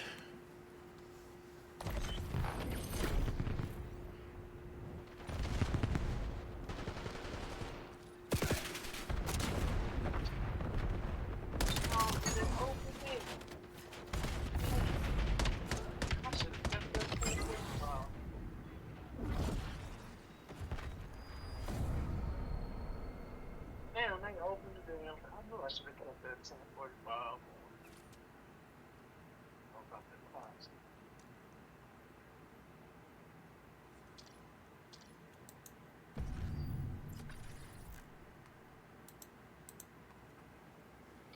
Not a survey.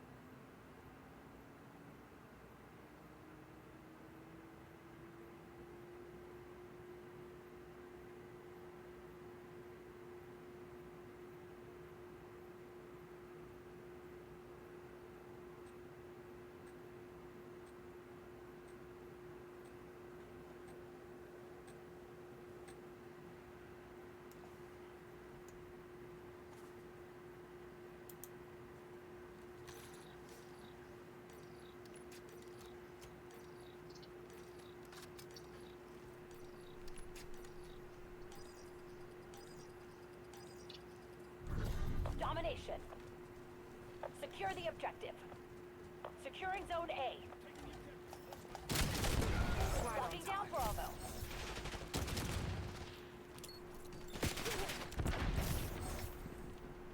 Zone A secure.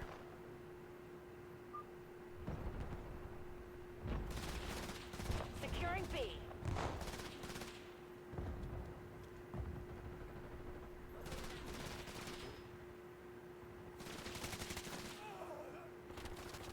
Losing A.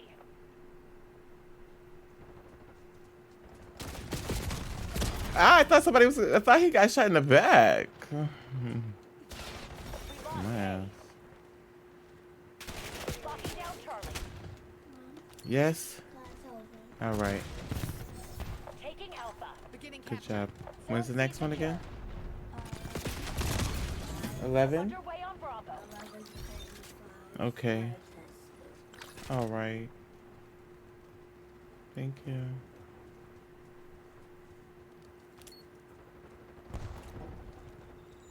Securing Alpha. Captain the objective. Taking B. Well, what do I need to be on A for? My bad. You're right. You're right. You're right. Yours, yes. Yeah. That didn't mean to. That's crazy. I need a new. It's on. What? Underway on Bravo. B locked down. Losing Bravo. Bitch. Fuck you.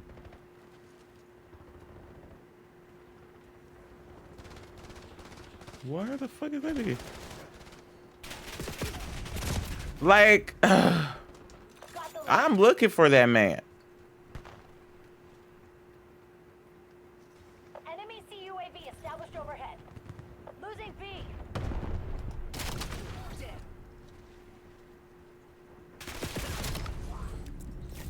Just like old times.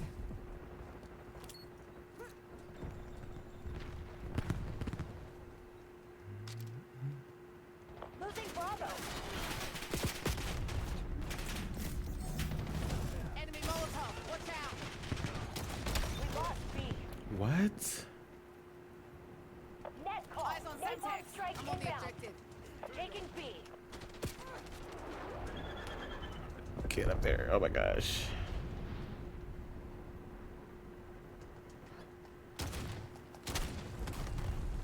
Thought I just went into that fire. My dumb ass. Taking A.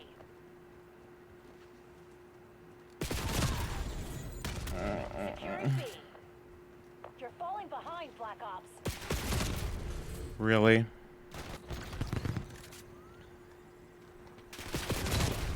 Bitch. The fuck?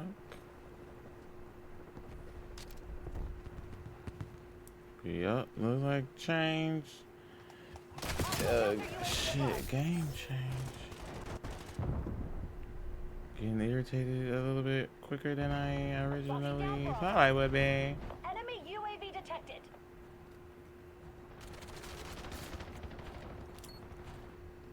Fucking sticky. Be secure.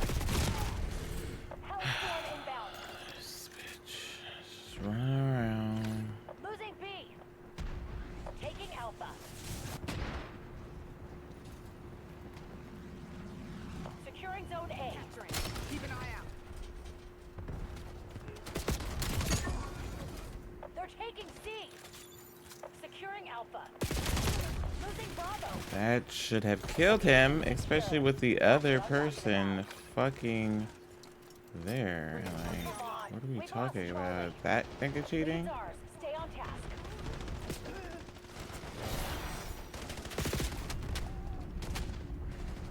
Woo! Get the fuck up out of there.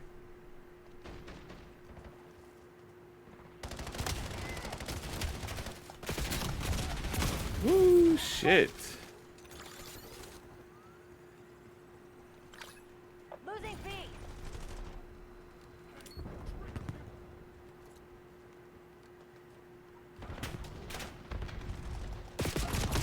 I didn't even know this nigga was up there. I ain't gonna hold you.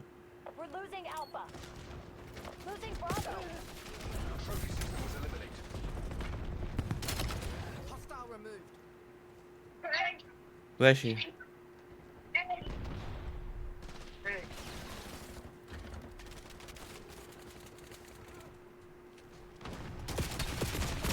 Nah. Bro, why would you run? Why did he run away from that?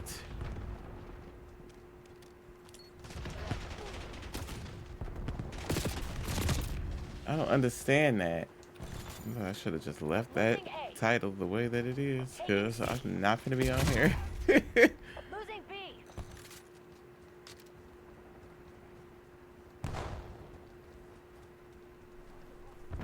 Doing all this.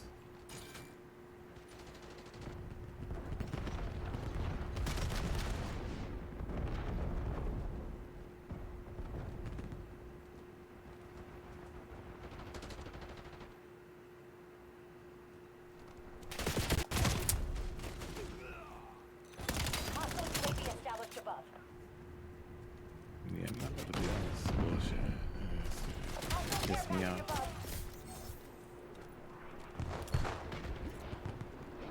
Losing Bravo.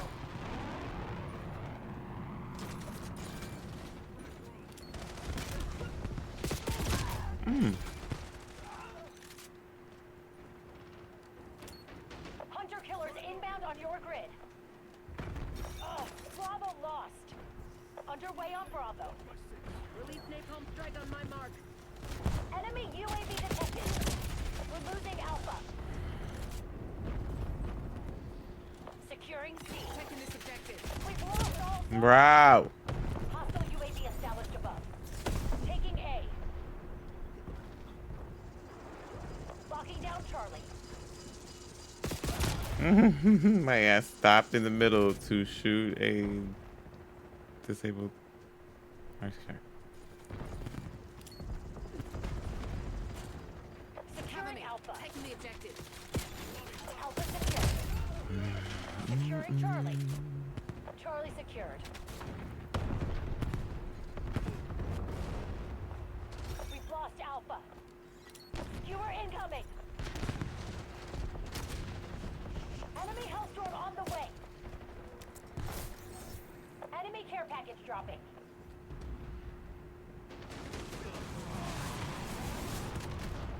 Taking B.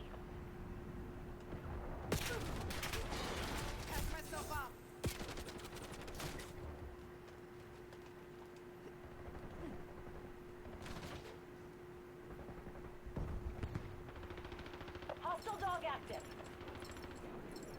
Dog available for deployment. Maya authorizing full stream. We're losing Charlie. Securing Zone A. Enemies took the lead. Make them regret it. Enemy UAV detected. Taking Alpha.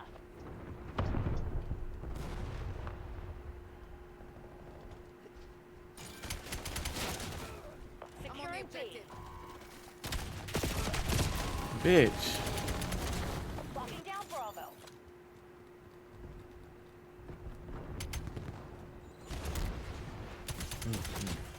Taking B.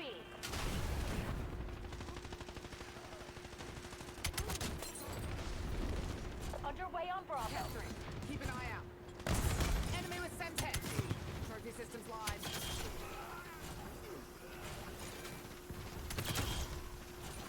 Bravo zone secure. Mm.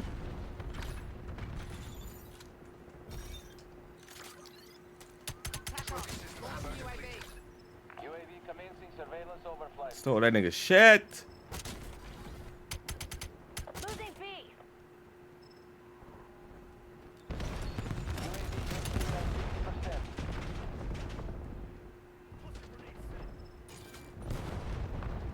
Losing Bravo. I don't see me in this. Taking A. What? Every race has their own stud archetype. Oh no, I wasn't sending you to say that. I was just Looking for me. saying. I was just sending it. Stay tight. We're in the lead. I don't be. They just be. People just be talking. Really. Motherfucker. People just be talking. So I'm taking nothing that they be saying seriously. Nah, I ain't. I was just like, where we at? No, I ain't there. Molotov inbound. Taking C. I want to know so much. Losing A. Ah. Losing Bravo. Yeah, like they act like they know some shit. They don't know a damn thing. Hostile UAV established above. Hostiles released to skewer. Taking Alpha. Got the guild right where we want them. Keep it tight. Requesting HKTs on my grid.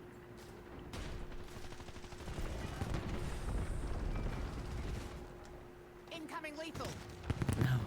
Securing Alpha. Oh my god. I could have got my black ass up. Securing Zone A. We're losing Charlie. We won all that motherfucking abuse I just took. That's We right, won. dickheads. Piss off. Period. Died, yeah, a lot of times.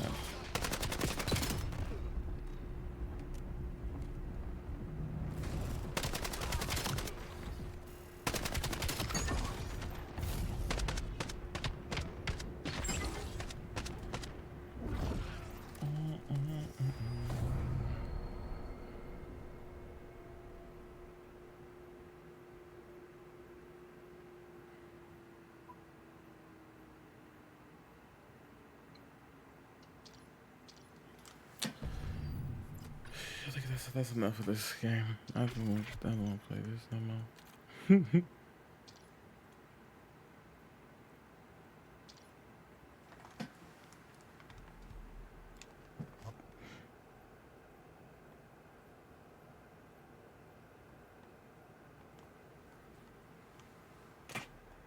Okay.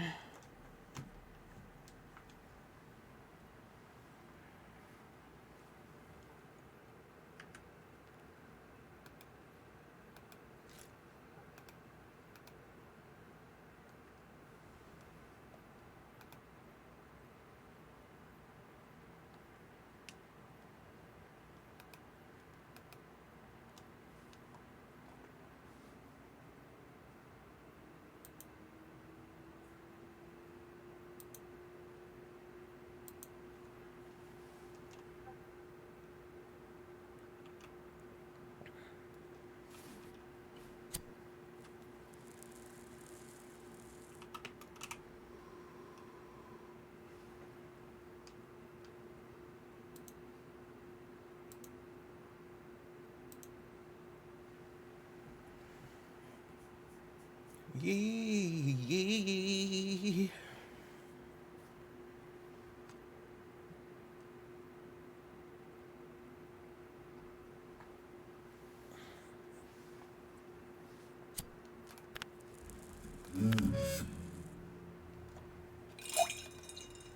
Give me a motherfucker cuff pup right now.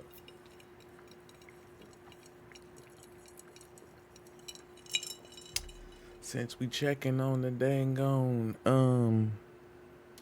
supermarket, the weed supermarket.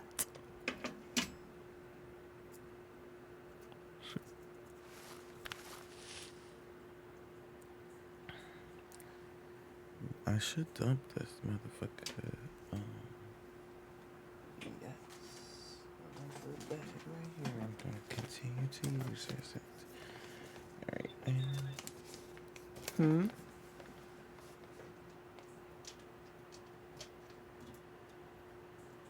Ooh, we got $42,000. I forgot. That's where we left off at.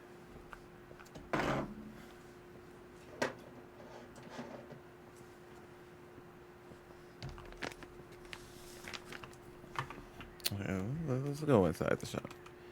Oops. Let me see. Yeah, we're close. Okay, great. So just standing out there in the dang walkway.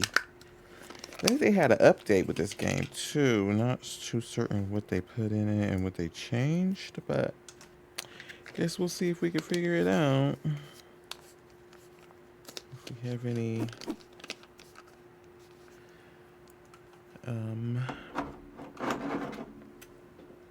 idea.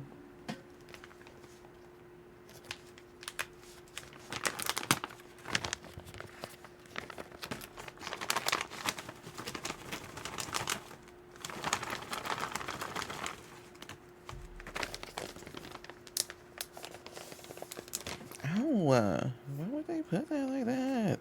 I just need to keep paying attention. Ouch. Get the fuck out of there. That just hurt me. I'm bleeding. Fucking staples.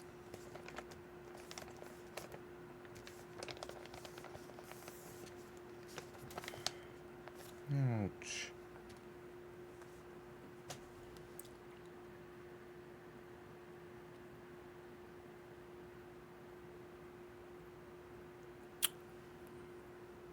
Motherfuck. Okay. Well, we cleaned it. Ouch. Oh, my finger hurts.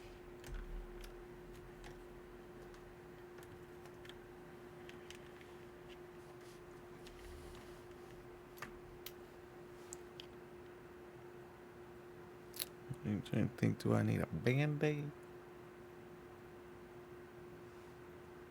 That do hurt a little bit.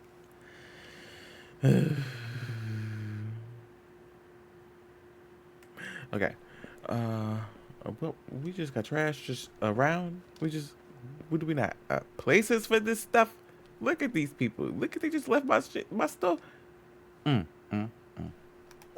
Just left my I better not have no spots for them to fill it up. Okay, good. They like it. We need more storage. Let's see real quick. Hold on. Oh, my finger.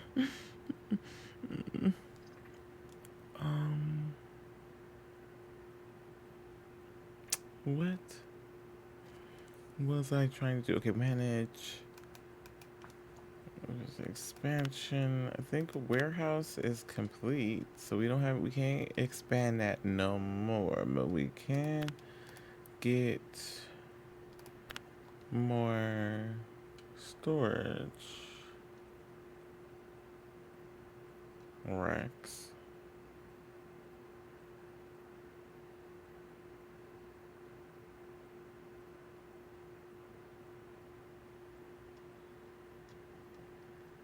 Right, okay. So we'll get 2 at that. It's gonna come. Okay. Oh, we got plenty of shit for them to put up. Alright, so staff only. Let's do like a little. Let's see, we'll do it this way. Go ahead and open that up.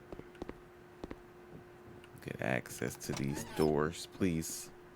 I know y'all ain't seen me in a few weeks, but we here now, okay? We're here. I'm probably gonna need more than two. There's a lot of boxes up there. Let's get two more so we can have it on the other side. Two more of those.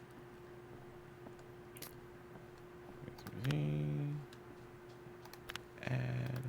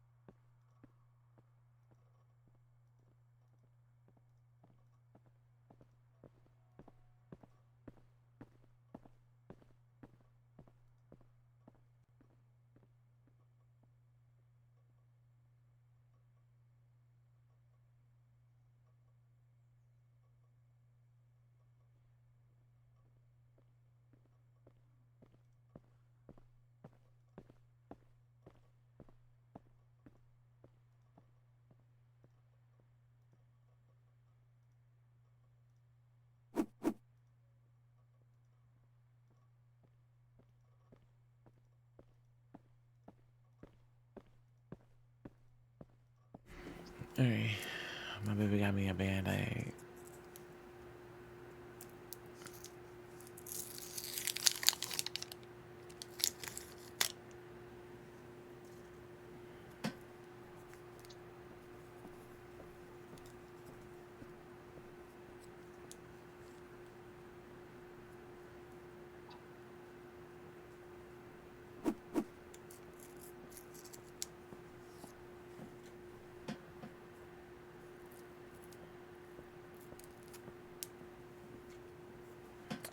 Okie dokie. Did we get it? Did we order that? We did. Let's go. Do right here.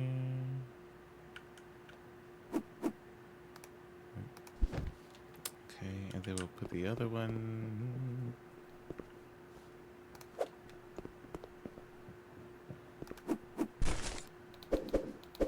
Right, sure. Alright.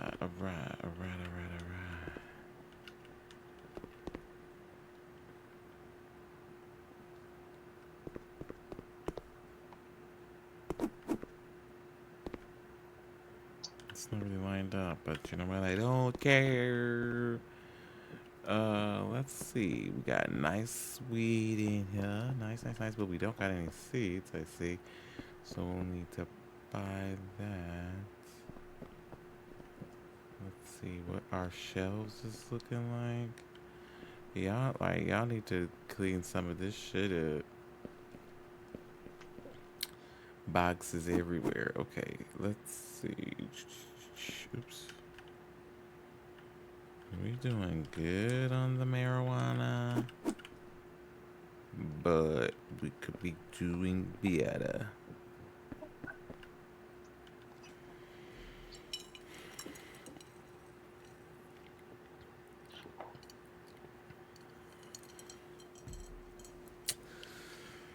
Whew. So let's pause. Oh shit, excuse me.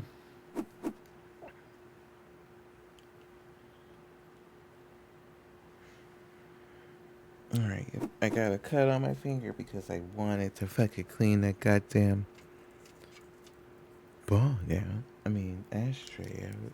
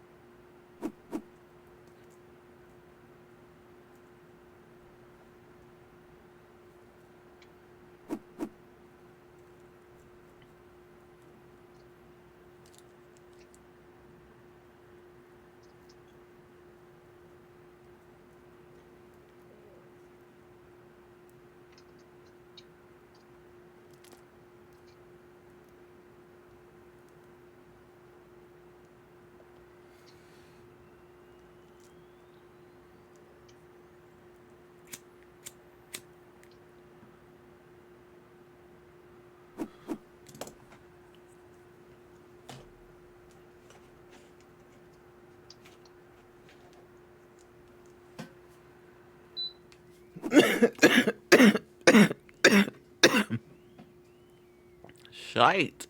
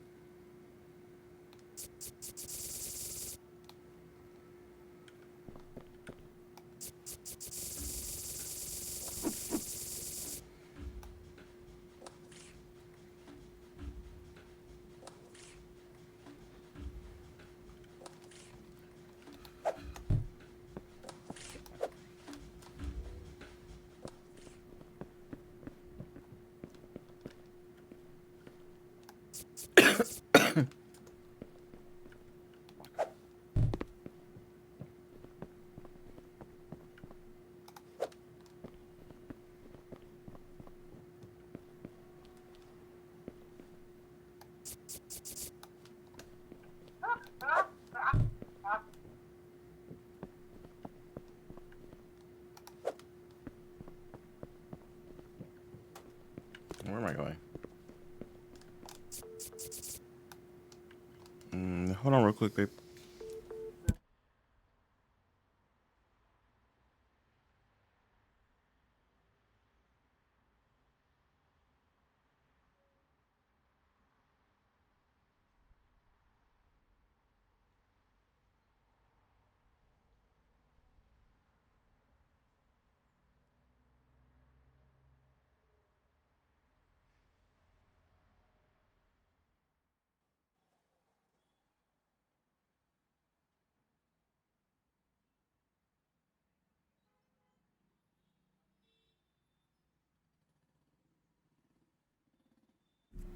Okay.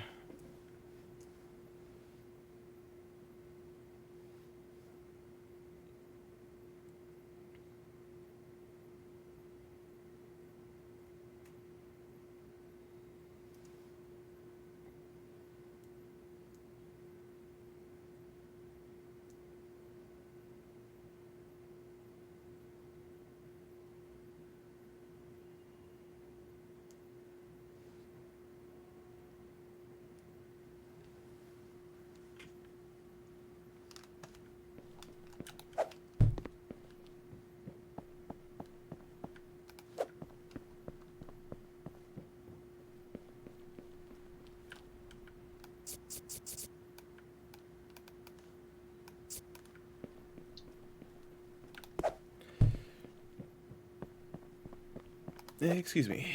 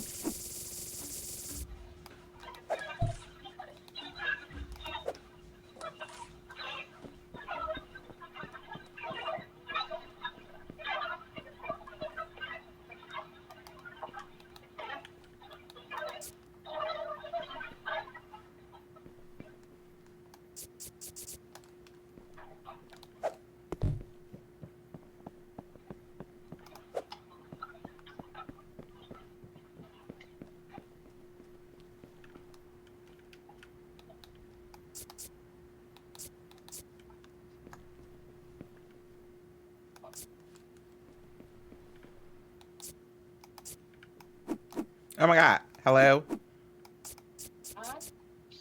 No, just game.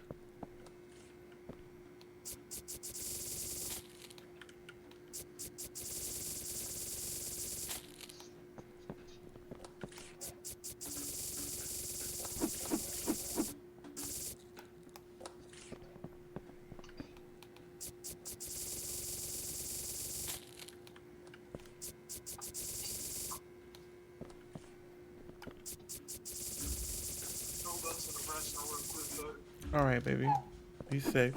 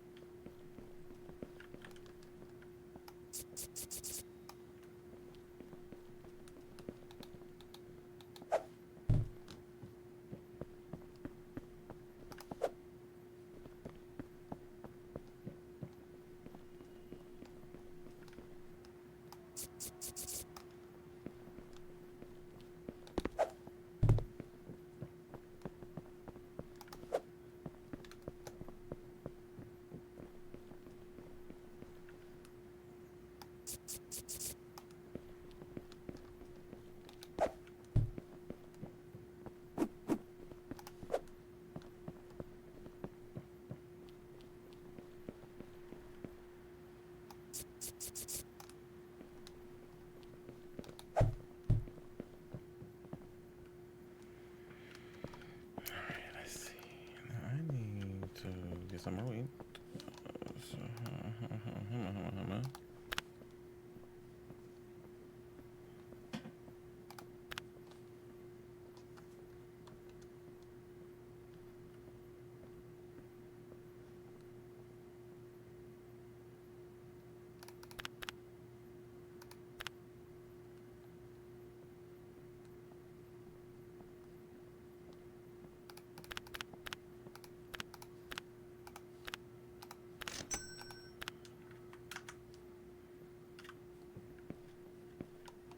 Okay, let's check. Everything else seems to be stocked up pretty well since the last time.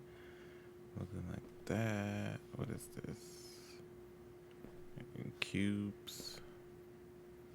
Vapes.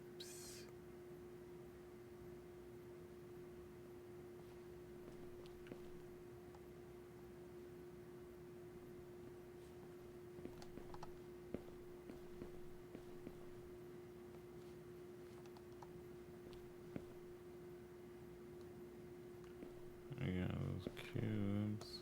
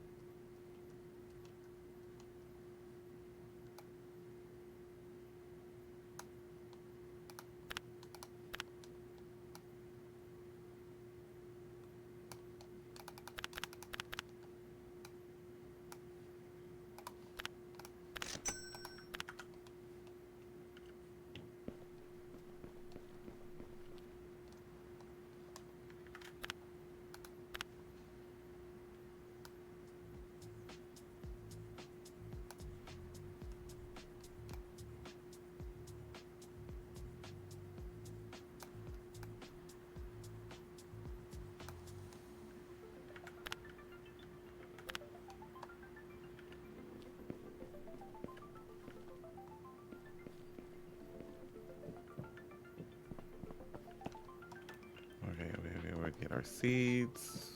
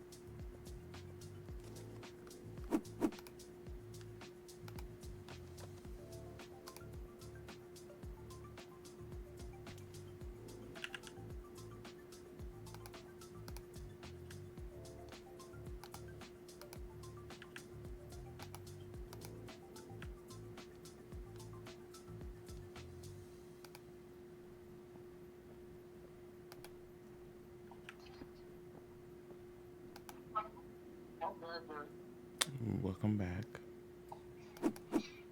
Hello? Yes, I said welcome back.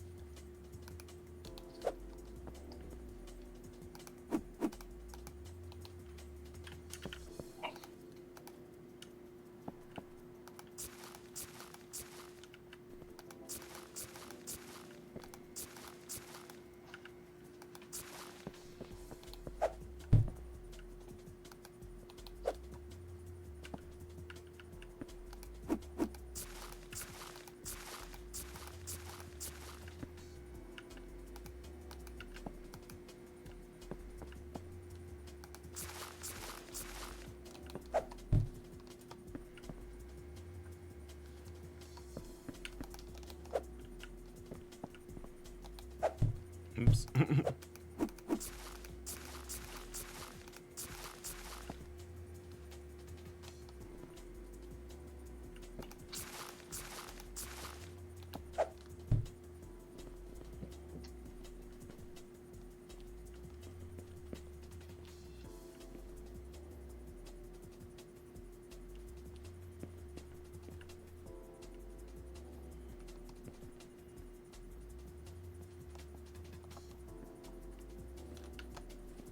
Okay, let's open it up.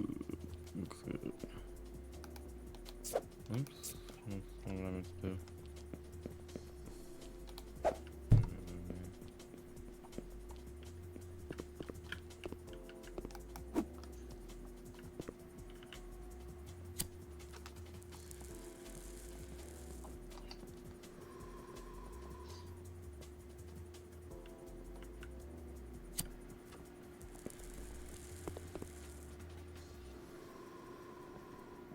Yeah, let's go.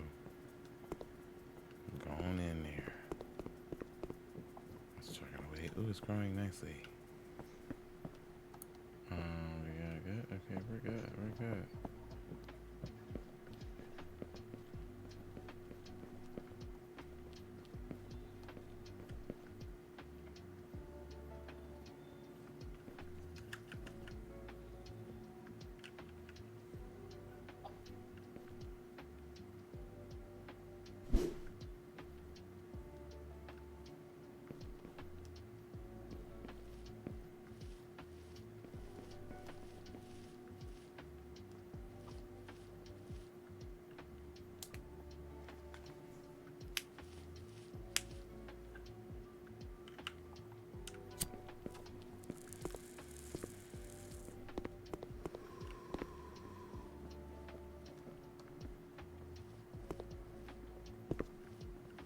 Not that tip me over the edge.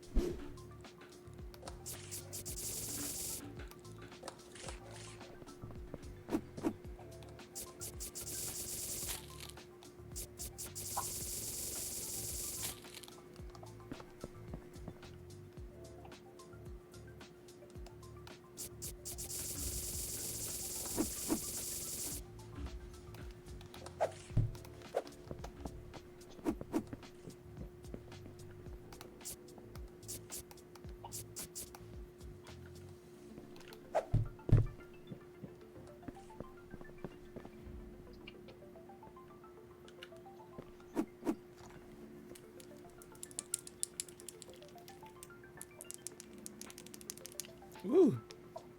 Ear itchy.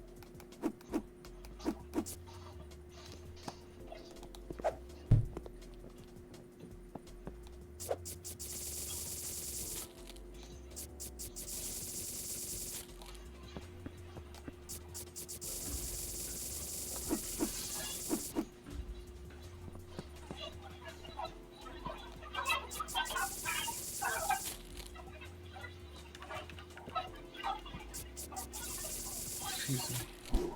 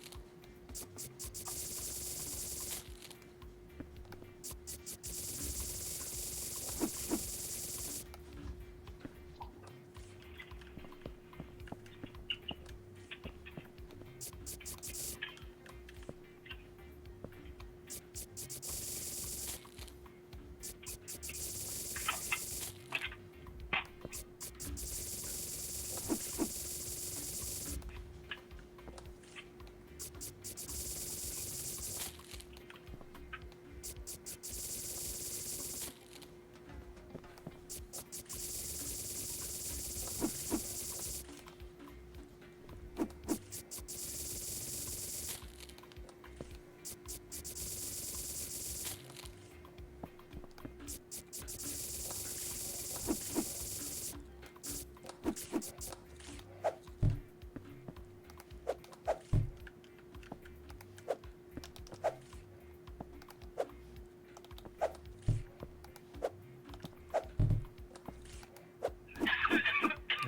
I didn't mean to take it before it had. I have to just put that there like that with that. 24, ma'am. I didn't need you to do that. You're so quick.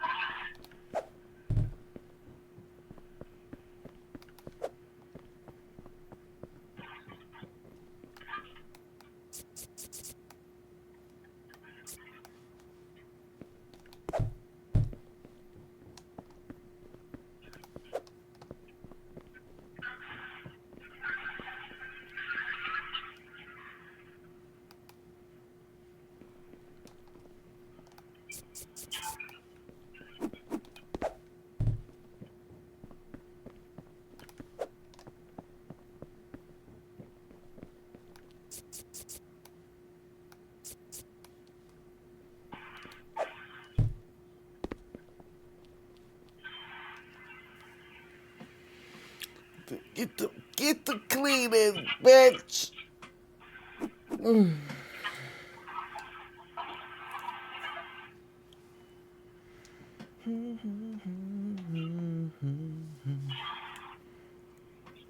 Get to cleaning.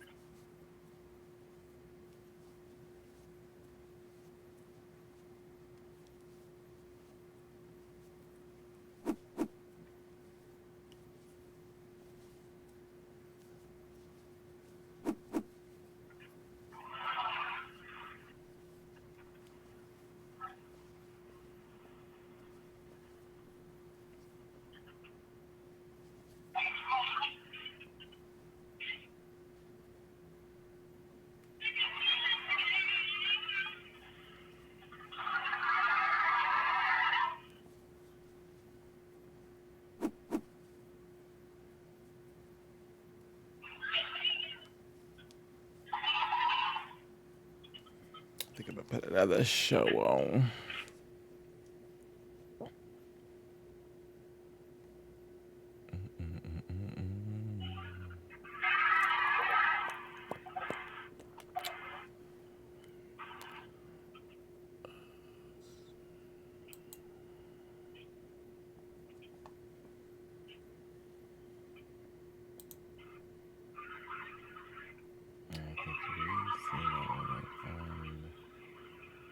The actual TV.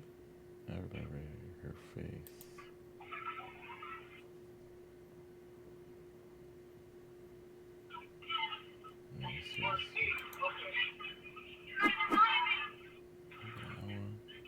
That's good.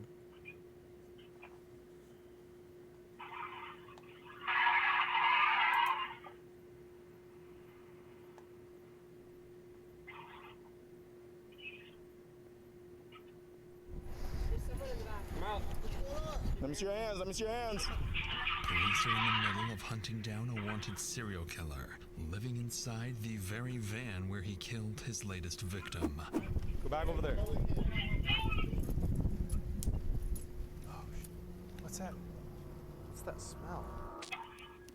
24 hours before this confrontation, officers discover a brutalized body of a woman with seemingly no evidence left behind that could connect anyone to the case. The victim is still unidentified, and we're taking a shot in the dark. Maybe you've seen her. Everybody's seen him around, but nobody really knows him, as far as I know. Yeah. When I found out Michelle was dead, dog, and you can ask my boss man, it killed me. But over the following day, small clues would start surfacing, revealing additional victims going as far back as 4 decades, eventually leading to one of the longest active serial killers in Florida's history. There's the back piece. This is our van. Steve, you made a mistake. I know. I didn't do this. It's stuff, man. Steve, come on, man. I'd be willing to bet a lot of money that there are bodies out there attached to him that either haven't been found or gone. This guy cannot be on the street. He has to go away or somebody else could get hurt.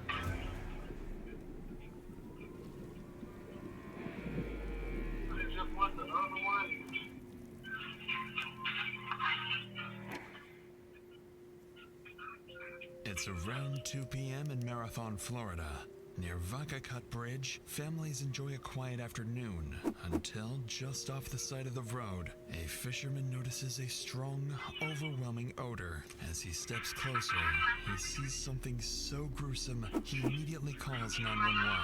Within moments, Florida officers arrive, and it wouldn't be long before the entire lake area would need to be evacuated.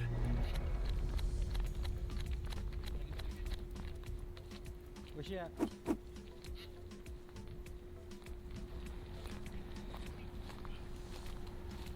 5112, rigor setting.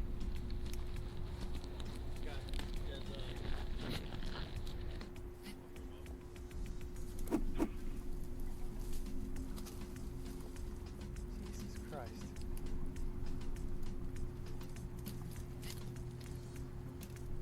On the ground lies an unidentified woman, unclothed and already beginning to stiffen.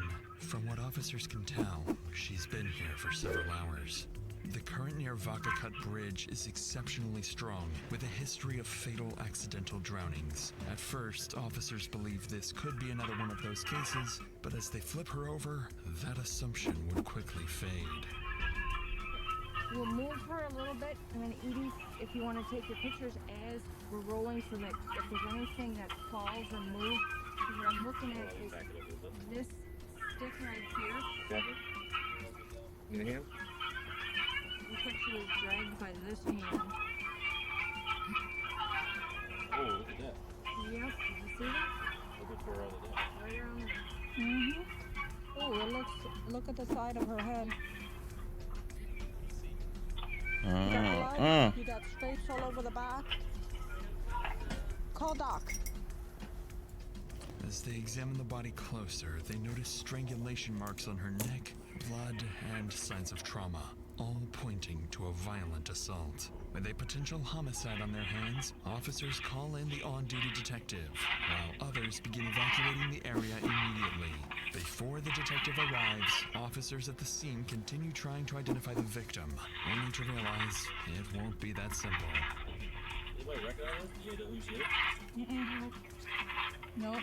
Doesn't appear to be a homeless because she's well kept. She's groomed. I just don't see the clothes. You know what I'm saying? It's too something there. This is all the officers know about the woman. No clothing, no ID, nothing to go off of. But not for long, as the on-duty detective soon arrives. Matt Pitcher is a seasoned undercover detective. He doesn't know it yet, but he's about to take down the town's most dangerous killer. Using a multi-hour interview with Pitcher, we'll break down exactly what he was thinking and the complex forensic methods used to crack a near-perfect homicide.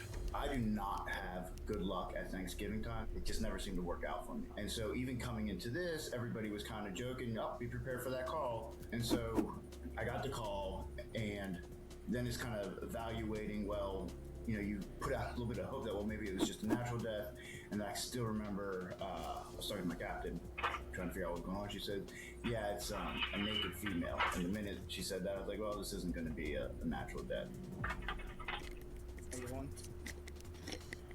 Detective Matt Pitcher and Detective Rosa DiGiovanni. This is US 1 heading up that way. Entrance into this little gravel area from US 1 is down there. Put your hand down here. At the start of what looks to be a Red Bull can, there are tire tracks leading back, as well as tire tracks on this side. We have a broken branch that's touching the ground. Pulled hair right here. And if you come up at about 10 o'clock into a wooded area, about 10 meters away, the female victim, 2 to 3 feet in front of that is another small chunk of hair. It looks like there is some bleeding in the area of the easiest way to come back would be along there. Suspecting that that's where the suspect went back, we're going to go around another way, preserve evidence. For the first time, the pieces start to come together. As Pitcher walks along the gravel road just off the highway, he spots fresh tire marks, evidence the suspect had been here not long ago. A few feet away, strands of the victim's hair lie scattered, suggesting she was dragged from the road into the forest. Further in, there are clear signs of disturbance. Damaged plants, broken branches, indicating the suspect's vehicle was likely damaged as it sped away, possibly right after dumping the body. And then, something far more significant catches his eye. So, there were a bunch of like small trees, that kind of thing. You have this dirt road, but then as I'm walking along the path, that's the first thing that struck me was so there was a little tree, and it kind of had, how you can tell when something's freshly broken, right? The limb hasn't died or anything like that. We're talking about a tree, and it was just kind of hanging there, and so that got me looking at it, and then sure enough, what looked to be car parts broken off right underneath it, like sitting on the ground right there. And that's kind of one of those ones like, could this be, the suspect vehicle? But even with this small breakthrough, Pitcher still hasn't uncovered the most critical piece of the puzzle, one that suggests this is far from an isolated incident. With the scene locked down and the victim transported for autopsy, investigators are left with two critical questions. Who is the victim and who is her attacker? To answer the first, Detective Pitcher comes up with a plan. Yeah, I'm kind of going through things, and basically my thought then, especially keep in mind, like I said earlier, this is right coming into Thanksgiving, right? Everything is about to get slammed where we live. This is a huge tourist spot. So I was concerned that, okay, we could lose video evidence that might be in the area. Talked to my captain, and I showed the captain too, the car part and all that, and I said, all right, I'm leaving the scene, and I'm about to start hitting every business, starting with the bars in the area, and at least get them marked so that they don't get rid of evidence on us.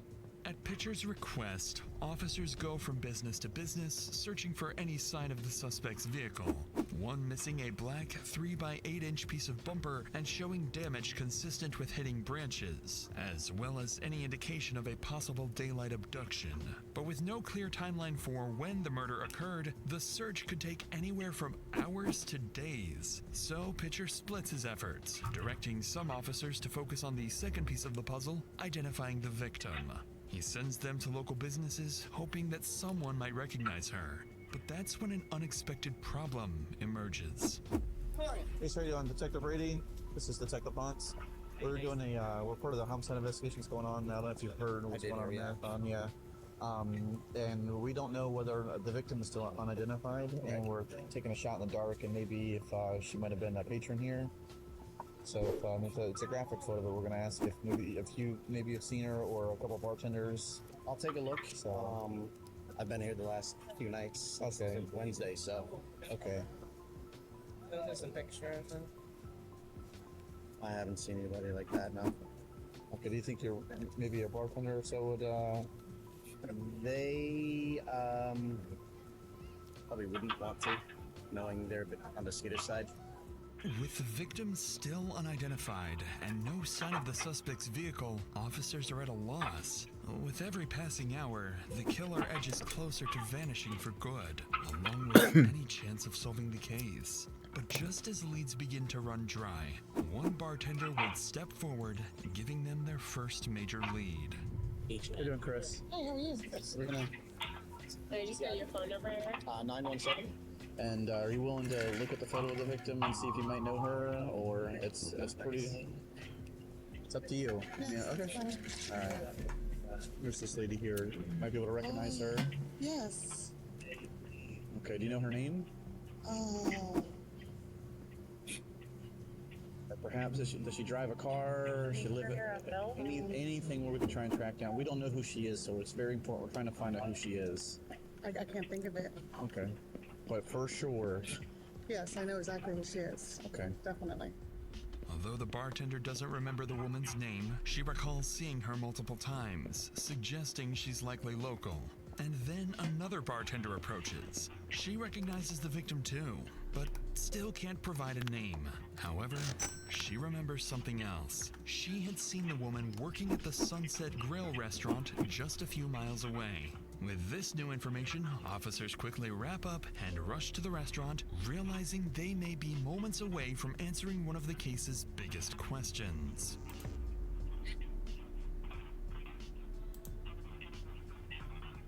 How are you? Hi, I'm Stephanie. Detective Rosa DiGiovanni. The reason that I'm asking is, has she ever worked for you? Oh, she looks familiar. Yes. She did? Yes. And I tried to help her. No, I What do you felt mean so you bad. tried to help her? Well, when she first moved here, she worked for us, and you know when that was, more or less? I have all the dates at That my would be house. great. And I feel so bad about what happened to her because I really. Finally, officers have a name. 51-year-old Michelle. But when detectives check for a missing persons report, they find nothing, leading them to assume the victim has no close family. That is, until her employer reveals something that makes her death even more tragic. She told me, you know, she was from, is it Wisconsin or Minnesota? Wisconsin. I have all her info where she was from, I think. And she had a family. I knew she had children. And, you know, ex-husband, she didn't have custody of her children. But she told me she used to be like a therapist, too. And she goes, I know better. I shouldn't be taking these pills and stuff. And I said, well, you know, you need to get straightened up because I'm going to have to let you go. But she did talk always. I don't know her children. I never met her, but she always talked to them. I don't know how old they were. She always talked about going back. I know our children must be devastated. If you talk to her kids or anything, just tell them that, you know, she was a wonder. She had a good heart. She did. That's basically what we're trying to get for her kids, you know? She did. And I always thought that too. I thought, God, I wish her kids knew that I really liked her. Thanks to her employer, officers are able to get into contact with several of Michelle's family members in Janesville, Wisconsin. All of them describe her the same way, kind, with a good heart, but after moving to Florida, she lost contact with them. This information is immediately relayed to Detective Pitcher, who now has one question left to answer. Who is her killer? And that answer may be closer than they think. That time the captain says, all right, I'm going to send a picture of this car part to a buddy of mine who's in narcotics.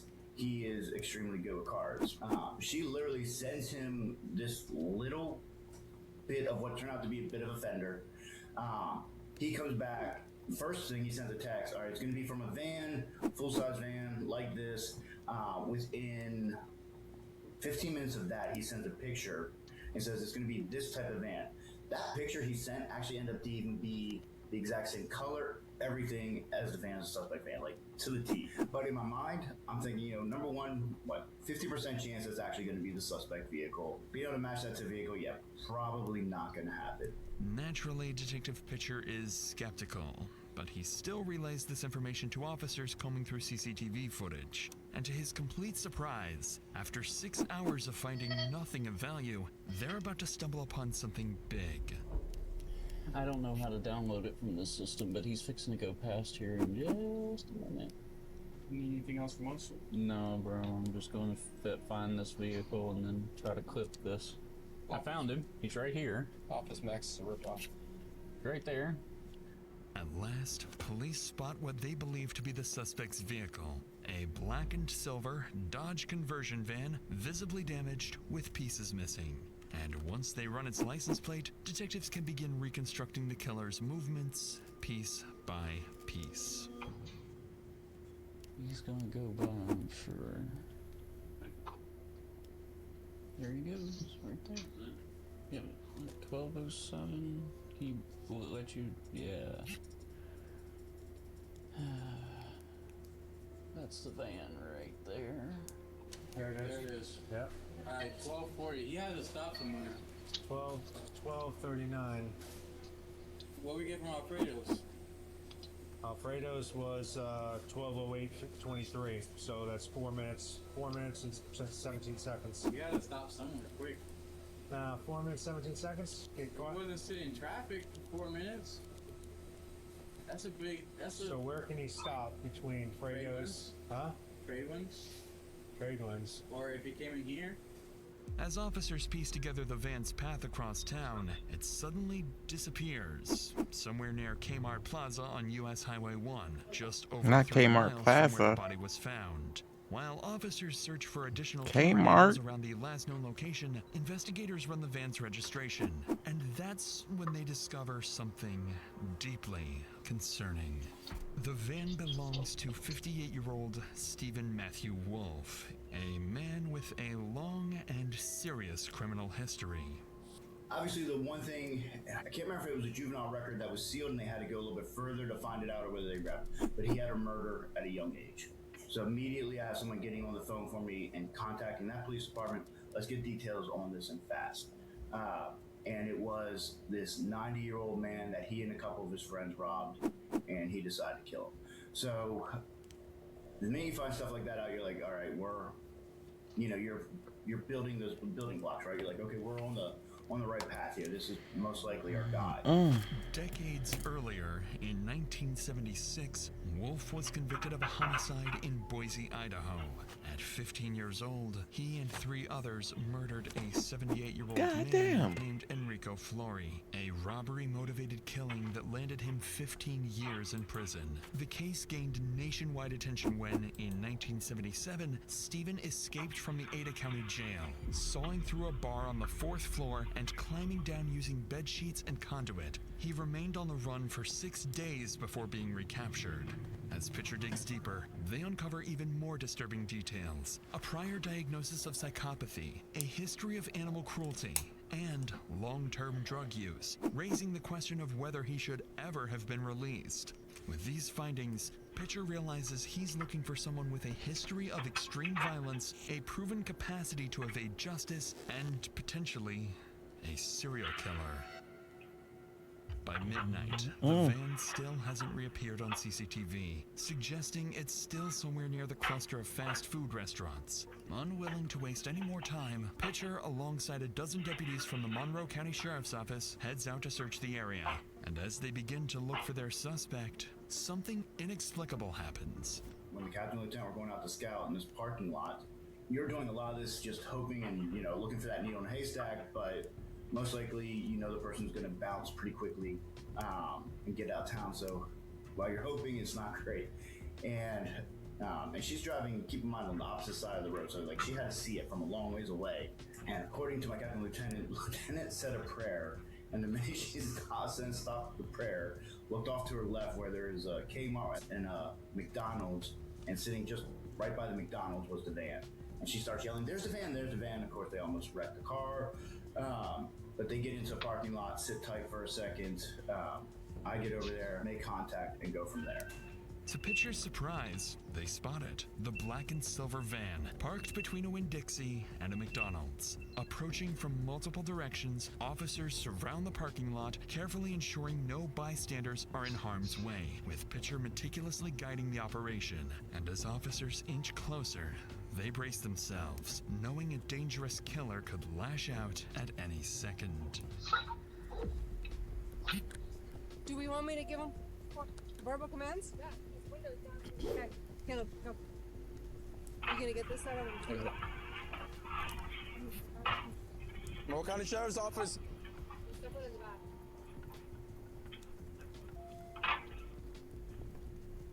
Monroe County Sheriff's Office, come up with your hands up. Sheriff's Office, let me see your hands. Let me see your hands. All right, come on out. Anybody else in the van with you? Hands up. Come on out. Come out driver's side. Here, just drop whatever you're doing, come out. Come out. Let me see your hands, let me see your hands. Don't reach around, don't reach around. Just let me see your hands. Come out of the van. Okay. Go back towards the back of your van. Anybody else in the van? No. Get in. Get right here. What's going on? Sir, right there. Right there. Put your hands around your back. There's nobody in there.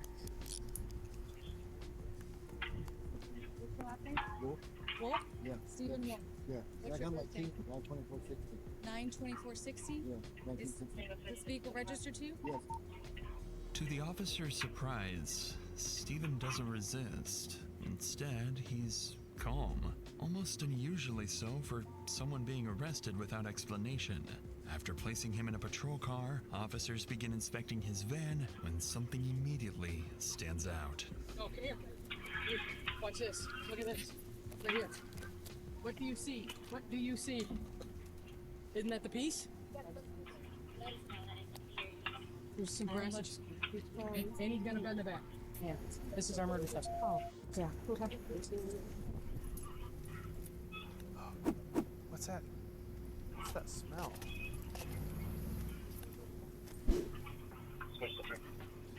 This is him. Okay. It's him. Hey, do we go? Yep. Bomb's clear. When they were going through the van, I believe there was blood in there that they have yet to identify, for one thing. There was, unfortunately, underwear in the van that appeared to be used. There was other women's underwear in there. So I 100% think that there are bodies out there attached to him that either haven't been found or gone. There's all these, little details that too many to overlook. After securing the scene just after midnight, Stephen is transported to the Monroe County Sheriff's Office for questioning. But despite Pitcher's plan unfolding nearly perfectly, he still has a long way to go. On the way to the station, Pitcher realizes that from a jury's perspective, there's still reasonable doubt, and nothing truly conclusive. Right. I was gonna say, nobody gonna do all of that extra shit. They ain't getting their packages today. Simply at the wrong place at the wrong time, and the charges could easily be dismissed entirely. Even so, Detective Pitcher remains confident he can make Stephen break. Less than 12 hours after the murder is believed to have taken place, the two arrive at the station, and Stephen is placed inside the interrogation room. Both Pitcher and Stephen have been in these situations before, and each of them believes they have the perfect plan to outsmart the other. But before we get to that, after a long day at work, all I want is a good home-cooked meal. But finding the time to scroll through recipes, figure out what to make, and Now he got then his go shop head for going. everything, that never You're not happens, finna lose. and I end up making the same few things on repeat. But that changed when I started using HelloFresh. With over 80 global recipes to choose from every month, no two meals have to be the same. And a 2-in-1 compact kitchen system, a $189.99 value on your third box. Free meals applied as a discount on the first box, new subscribers only, varies by plan. Must order the third box by May 31st, 2026. With that said, let's get back to the video. The way I interview, I'll brag for a second. I think I can interview pretty much better than anybody. And I think I have a track record to prove it. I believe your interview, the most crucial part of the interview are the first minute to 3 minutes. I never, ever walk into an interview room and start talking about that night, anything even remotely close to the crime at hand. I usually try to find out what they're into. All right, Steven.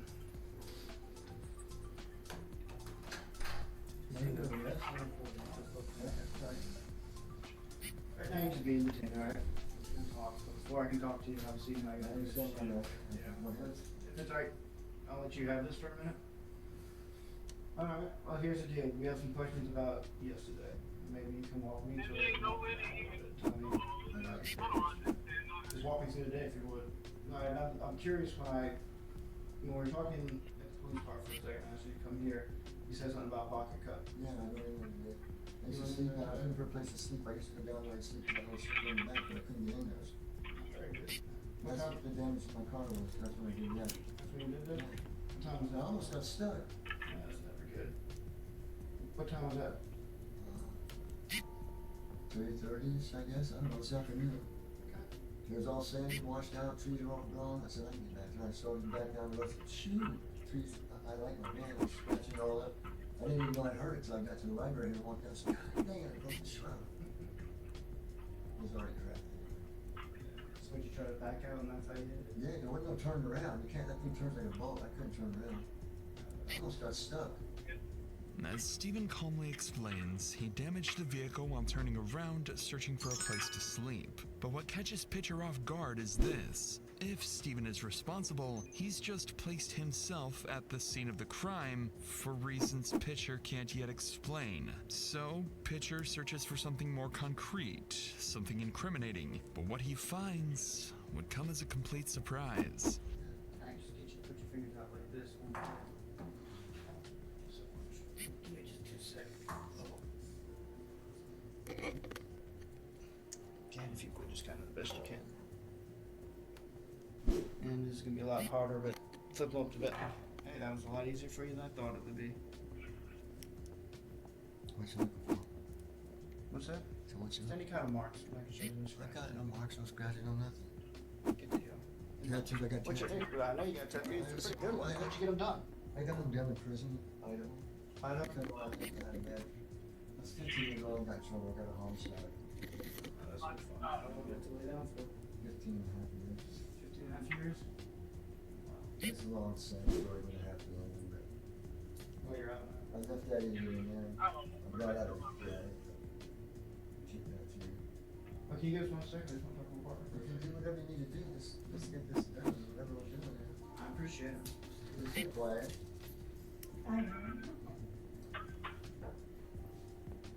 Baffled by the lack of scratches on Steven's hands, Pitcher pauses the interrogation, fully realizing the evidence they have so far is insufficient for any breakthrough, especially after learning this is far from his first run-in with police. For now, there simply isn't enough to charge him, so Steven remains in holding.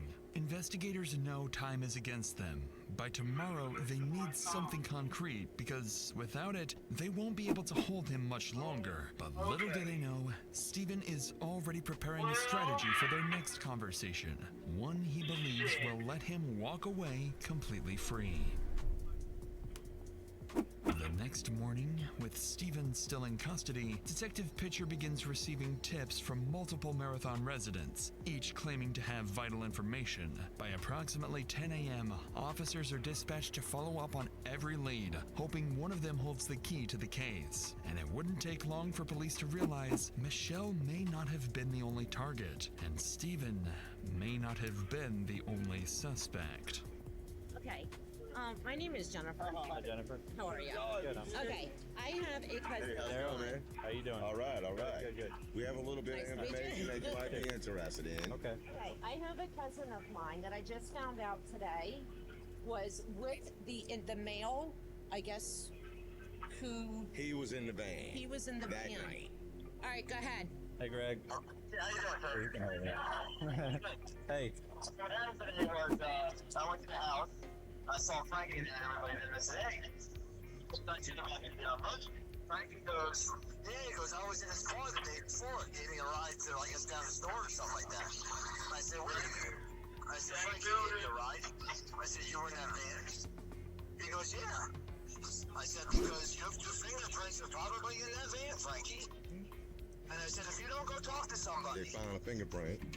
Exactly. And that's not going to look good for you. Afraid of being implicated, locals begin coming forward, bringing new information about Steven. They reveal he wasn't alone the night before the murder. Just hours before the woman was killed, he had been driving around town with two other people in his van, and one of them is about to show up to speak to the detective. Hey, Tracy. How are you? Good. I'm sorry. Everybody knows me here. Yeah. Except the rookies, of course. Well, I don't know you. So you were in the van with Frankie and... Yep, he came up to the library. I asked him if he would take us to go to the store so we could get something to drink. Okay. As the hell was said. I've known him for a little while now. Oh, okay. I never thought that he would do some off-the-wall, excuse my language, like this. Yeah. Okay, I am shocked. I am floored, all right, to be honest with you. Right. What if this happens to me? It Yeah, could we don't have want it to been. happen to anybody. And that's why I want everybody to come together and we can Well, get like I told one of the deputies that knew me, I said, listen, I'm fixing to either sleep over here at the library or else I'm gonna sleep on y'all's doorstep over here. Thanks to Tracy, officers are now able to piece together Steven's movements leading up to the murder. But before the detective leaves, Tracy would go on to mention one more name: Terry, a close associate of Steven. Officers immediately recognized the name. After confiscating Steven's phone, they discovered a 5-minute call with someone named Terry just hours before the murder is believed to have taken place. Looking further into his background, they also realized they've spoken to Terry before in connection to a sexual assault case, making him a potential suspect alongside Steven. Within the hour, they arrive at Terry's house, but from the moment they approach him, something feels off. And unlike the others, they would have a much more difficult time getting Terry to talk. Hi, how are you? So I just need to talk to you about Michelle. Please. Please. We know you did didn't do it, man. No, you didn't do it, honey. We heard you're friends with her. That's all. And we just want to talk to her friends. I put down a cross for Did you? I know. That's all. We just want to talk to her friends, man. That's it. No, listen, Terry. We just want to see. When was the last time we saw her, Terry? Man, come on. No, Terry, I ain't got listen. nothing You're to not. say. No. Yeah, I'm not- because I done been through this with you before when they tried to get me. Terry, let me talk. You don't have to talk to you. I'm not saying And that. Michelle close to me. I don't want to talk. Terry, just listen for a second. Terry, just listen for a second, man. Mm, Listen for a mm. second. I'm not listening. Listen, all we know is that last time Michelle was saw was on the 17th. We're trying to track down her timeline, man.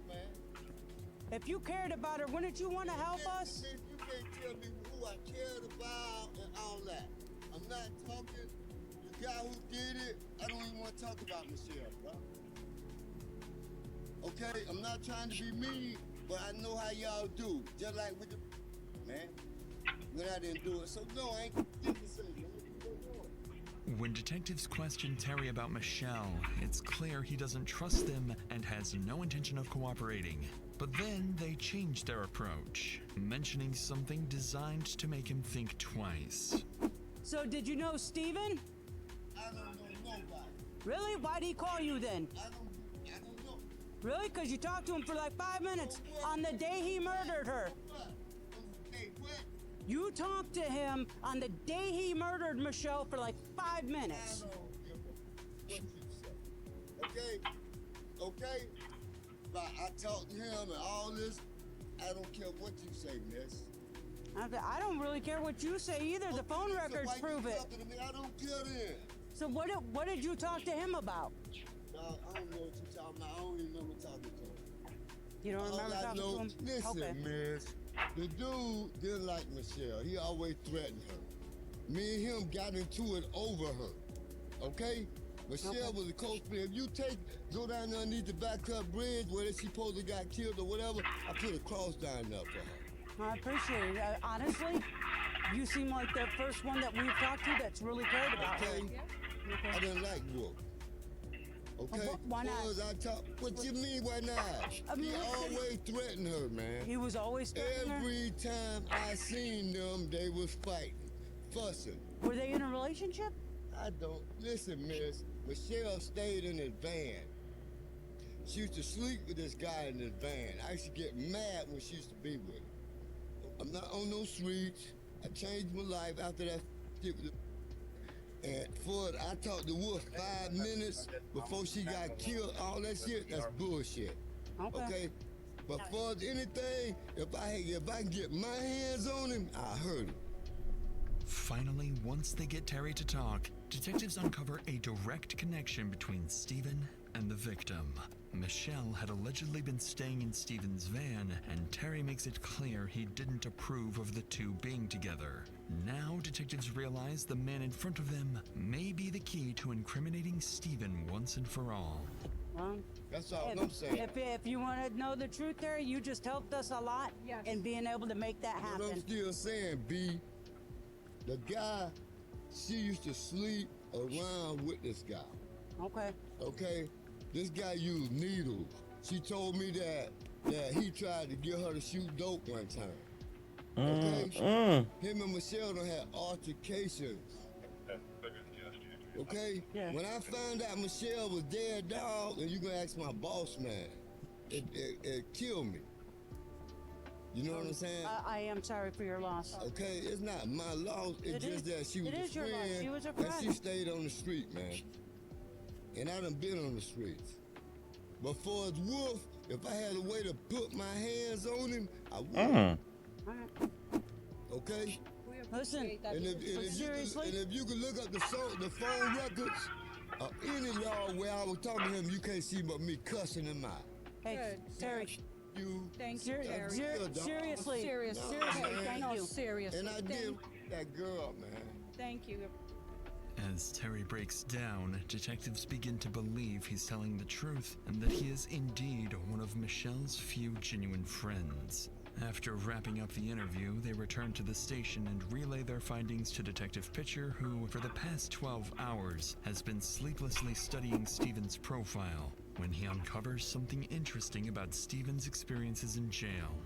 Talking about his time in prison, things came out that, number one, he has a hatred for women. Somehow I think it stems from his mom, but I still can't quite place it.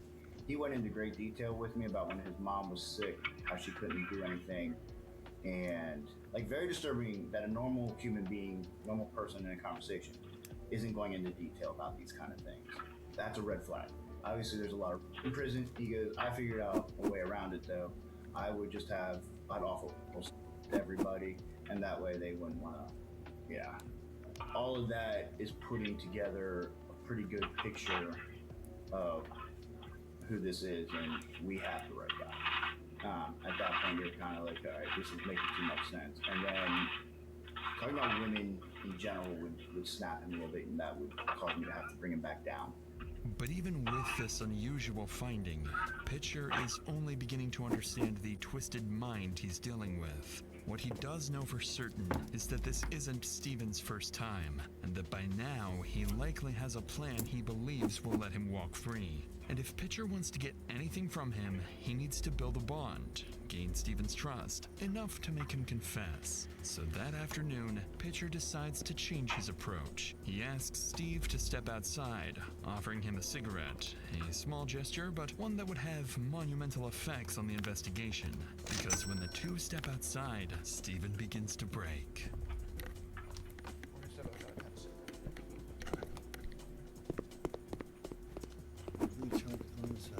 I know you are, and I know that seems scary as hell. I've been through it before as a child, but I remember it well. Things are different in some instances between what happened when you're 15 and what happened now. Somebody died. Oh no. What's the difference is that somebody died, but it wasn't at my hand. Steve, you made a mistake. I know. I didn't do this. Steve, I know you. Oh God, here. Okay, listen. You made a mistake. I didn't kill her. Her boyfriend killed her. What happened? They fought. I didn't. Nobody. They were having though in the back on my bed. Okay. And they fought. And I just kept driving. Said, "Come on, guys, calm down, quiet down." I don't know their names. How did you have them back? I picked them up. Where'd you pick them up? Walmart. They wanted to come to the keys. Oh, man. Steve, come on, man. I don't know what to do here. We gotta keep going. We gotta keep going. We're gonna get this. I did not do this, but I'm guilty of covering it up. I helped him get rid of her. All right, but we can work through this, okay? This isn't the end of the world. He walked away and he was gone, and I thought, Jesus, what am I gonna do? Despite being prepared for something new, Detective Pitcher is clearly taken aback by this version of events. Steven insists he didn't kill Michelle, but admits to helping cover it up, claiming the real killer was her ex-boyfriend. At first glance, the story feels completely fabricated, a last-ditch attempt to deflect blame. But then, something clicks. Pitcher recalls combing through Michelle's social media and uncovering a troubling detail. An ex-boyfriend, persistent, unwanted, and openly harassing her online. Still unconvinced and questioning why Steven is only bringing this up now, the two return to the interrogation room as Pitcher prepares to press him further. Can you do your best to describe him? You said he had... He's got... Go ahead, head to toe, everything you can tell me. Long khaki shorts. I don't know what kind of tennis shoes, no socks. Okay. Flowery type of shirt. I don't know what pants he was wearing. And scruffy. His hair doesn't touch his shoulders, but it's close. It's straight as an arrow. They're not feather waving at not one. How old was he? He's younger. I think he's younger than she is. 20s? Yeah. Skinny as a rail. Skinny. Tall and skinny. Black as hair, the blackest you can get. But black as that. Where were you exactly when you picked them up? I was at my van. Right. I was in my van. But where? What location? They walked by the liquor store. They walked up to the front of my van by that grassy area. Okay. They were walking and said, "Hey, you guys, this dude for a ride." So you let them in. They get in the car. He's up front. I'm not even out of the parking lot yet, bro. Can I have one of them cigarettes? Yeah, you got a pack, bro. I was at the, you know where the hurricane washed out the road, where it's a long strip after you get out of Atlanta? Right by Ann's Beach. Long, yeah. Long key up in there. Okay. Somewhere in there. But the long stretch that got washed in my grill, and at nighttime the lights are all red. Yep. You know what I'm talking about? Yeah. That's where he came back up into my front seat and said, bro, she's dead. All the way. He didn't say I killed her, he just said she's dead. Okay. What? Bro, she's dead. My brain was thinking, if she's really dead, I'm really call the police. Yep. But he's right there next to me. Call the police. And I never picked up the phone. And I pulled down in there. I can't go very And far. you said it was your idea for vodka coke? I think I gotta get rid of this. I gotta get rid of both of them, but I gotta get her out of here now. And Alright, I'm gonna get ready to get off, guys. I'm kinda set this weed up for the next time that I get back on. It'll be ready for me to grow. I think that's. I should have one more. Oh no, that's it. I'm in trouble, man. Thought I did. Oh, I guess I did do it. Oh no, no, I should have one. I guess I didn't put it there. I don't know. Didn't come. But let's see if I can raise. Despite Stephen's emotional retelling, his description of the killer doesn't match the ex-boyfriend. The man detectives had identified was older, with short gray hair and a heavy build, but Stephen described someone completely different. Younger, slim, with pin-straight black hair. And that's not all. Something major has just taken place outside the interrogation room. The full forensic examination of the van is complete, and the findings are even more disturbing than expected. Now we have the search warrant to the van. They start going in it, and immediately there are a lot of toys, a lot of homemade toys. We knew sheets were missing, that kind of thing. Like, we were missing a lot of evidence. There was also, we had to start cutting out for the. He had a homemade bed in there too, so we had to cut out the mattress of that floor. There was blood. Catch y'all later. Not a ton, but a little bit of blood on some of that, that's big evidence we needed. Alongside what Pitcher has just revealed,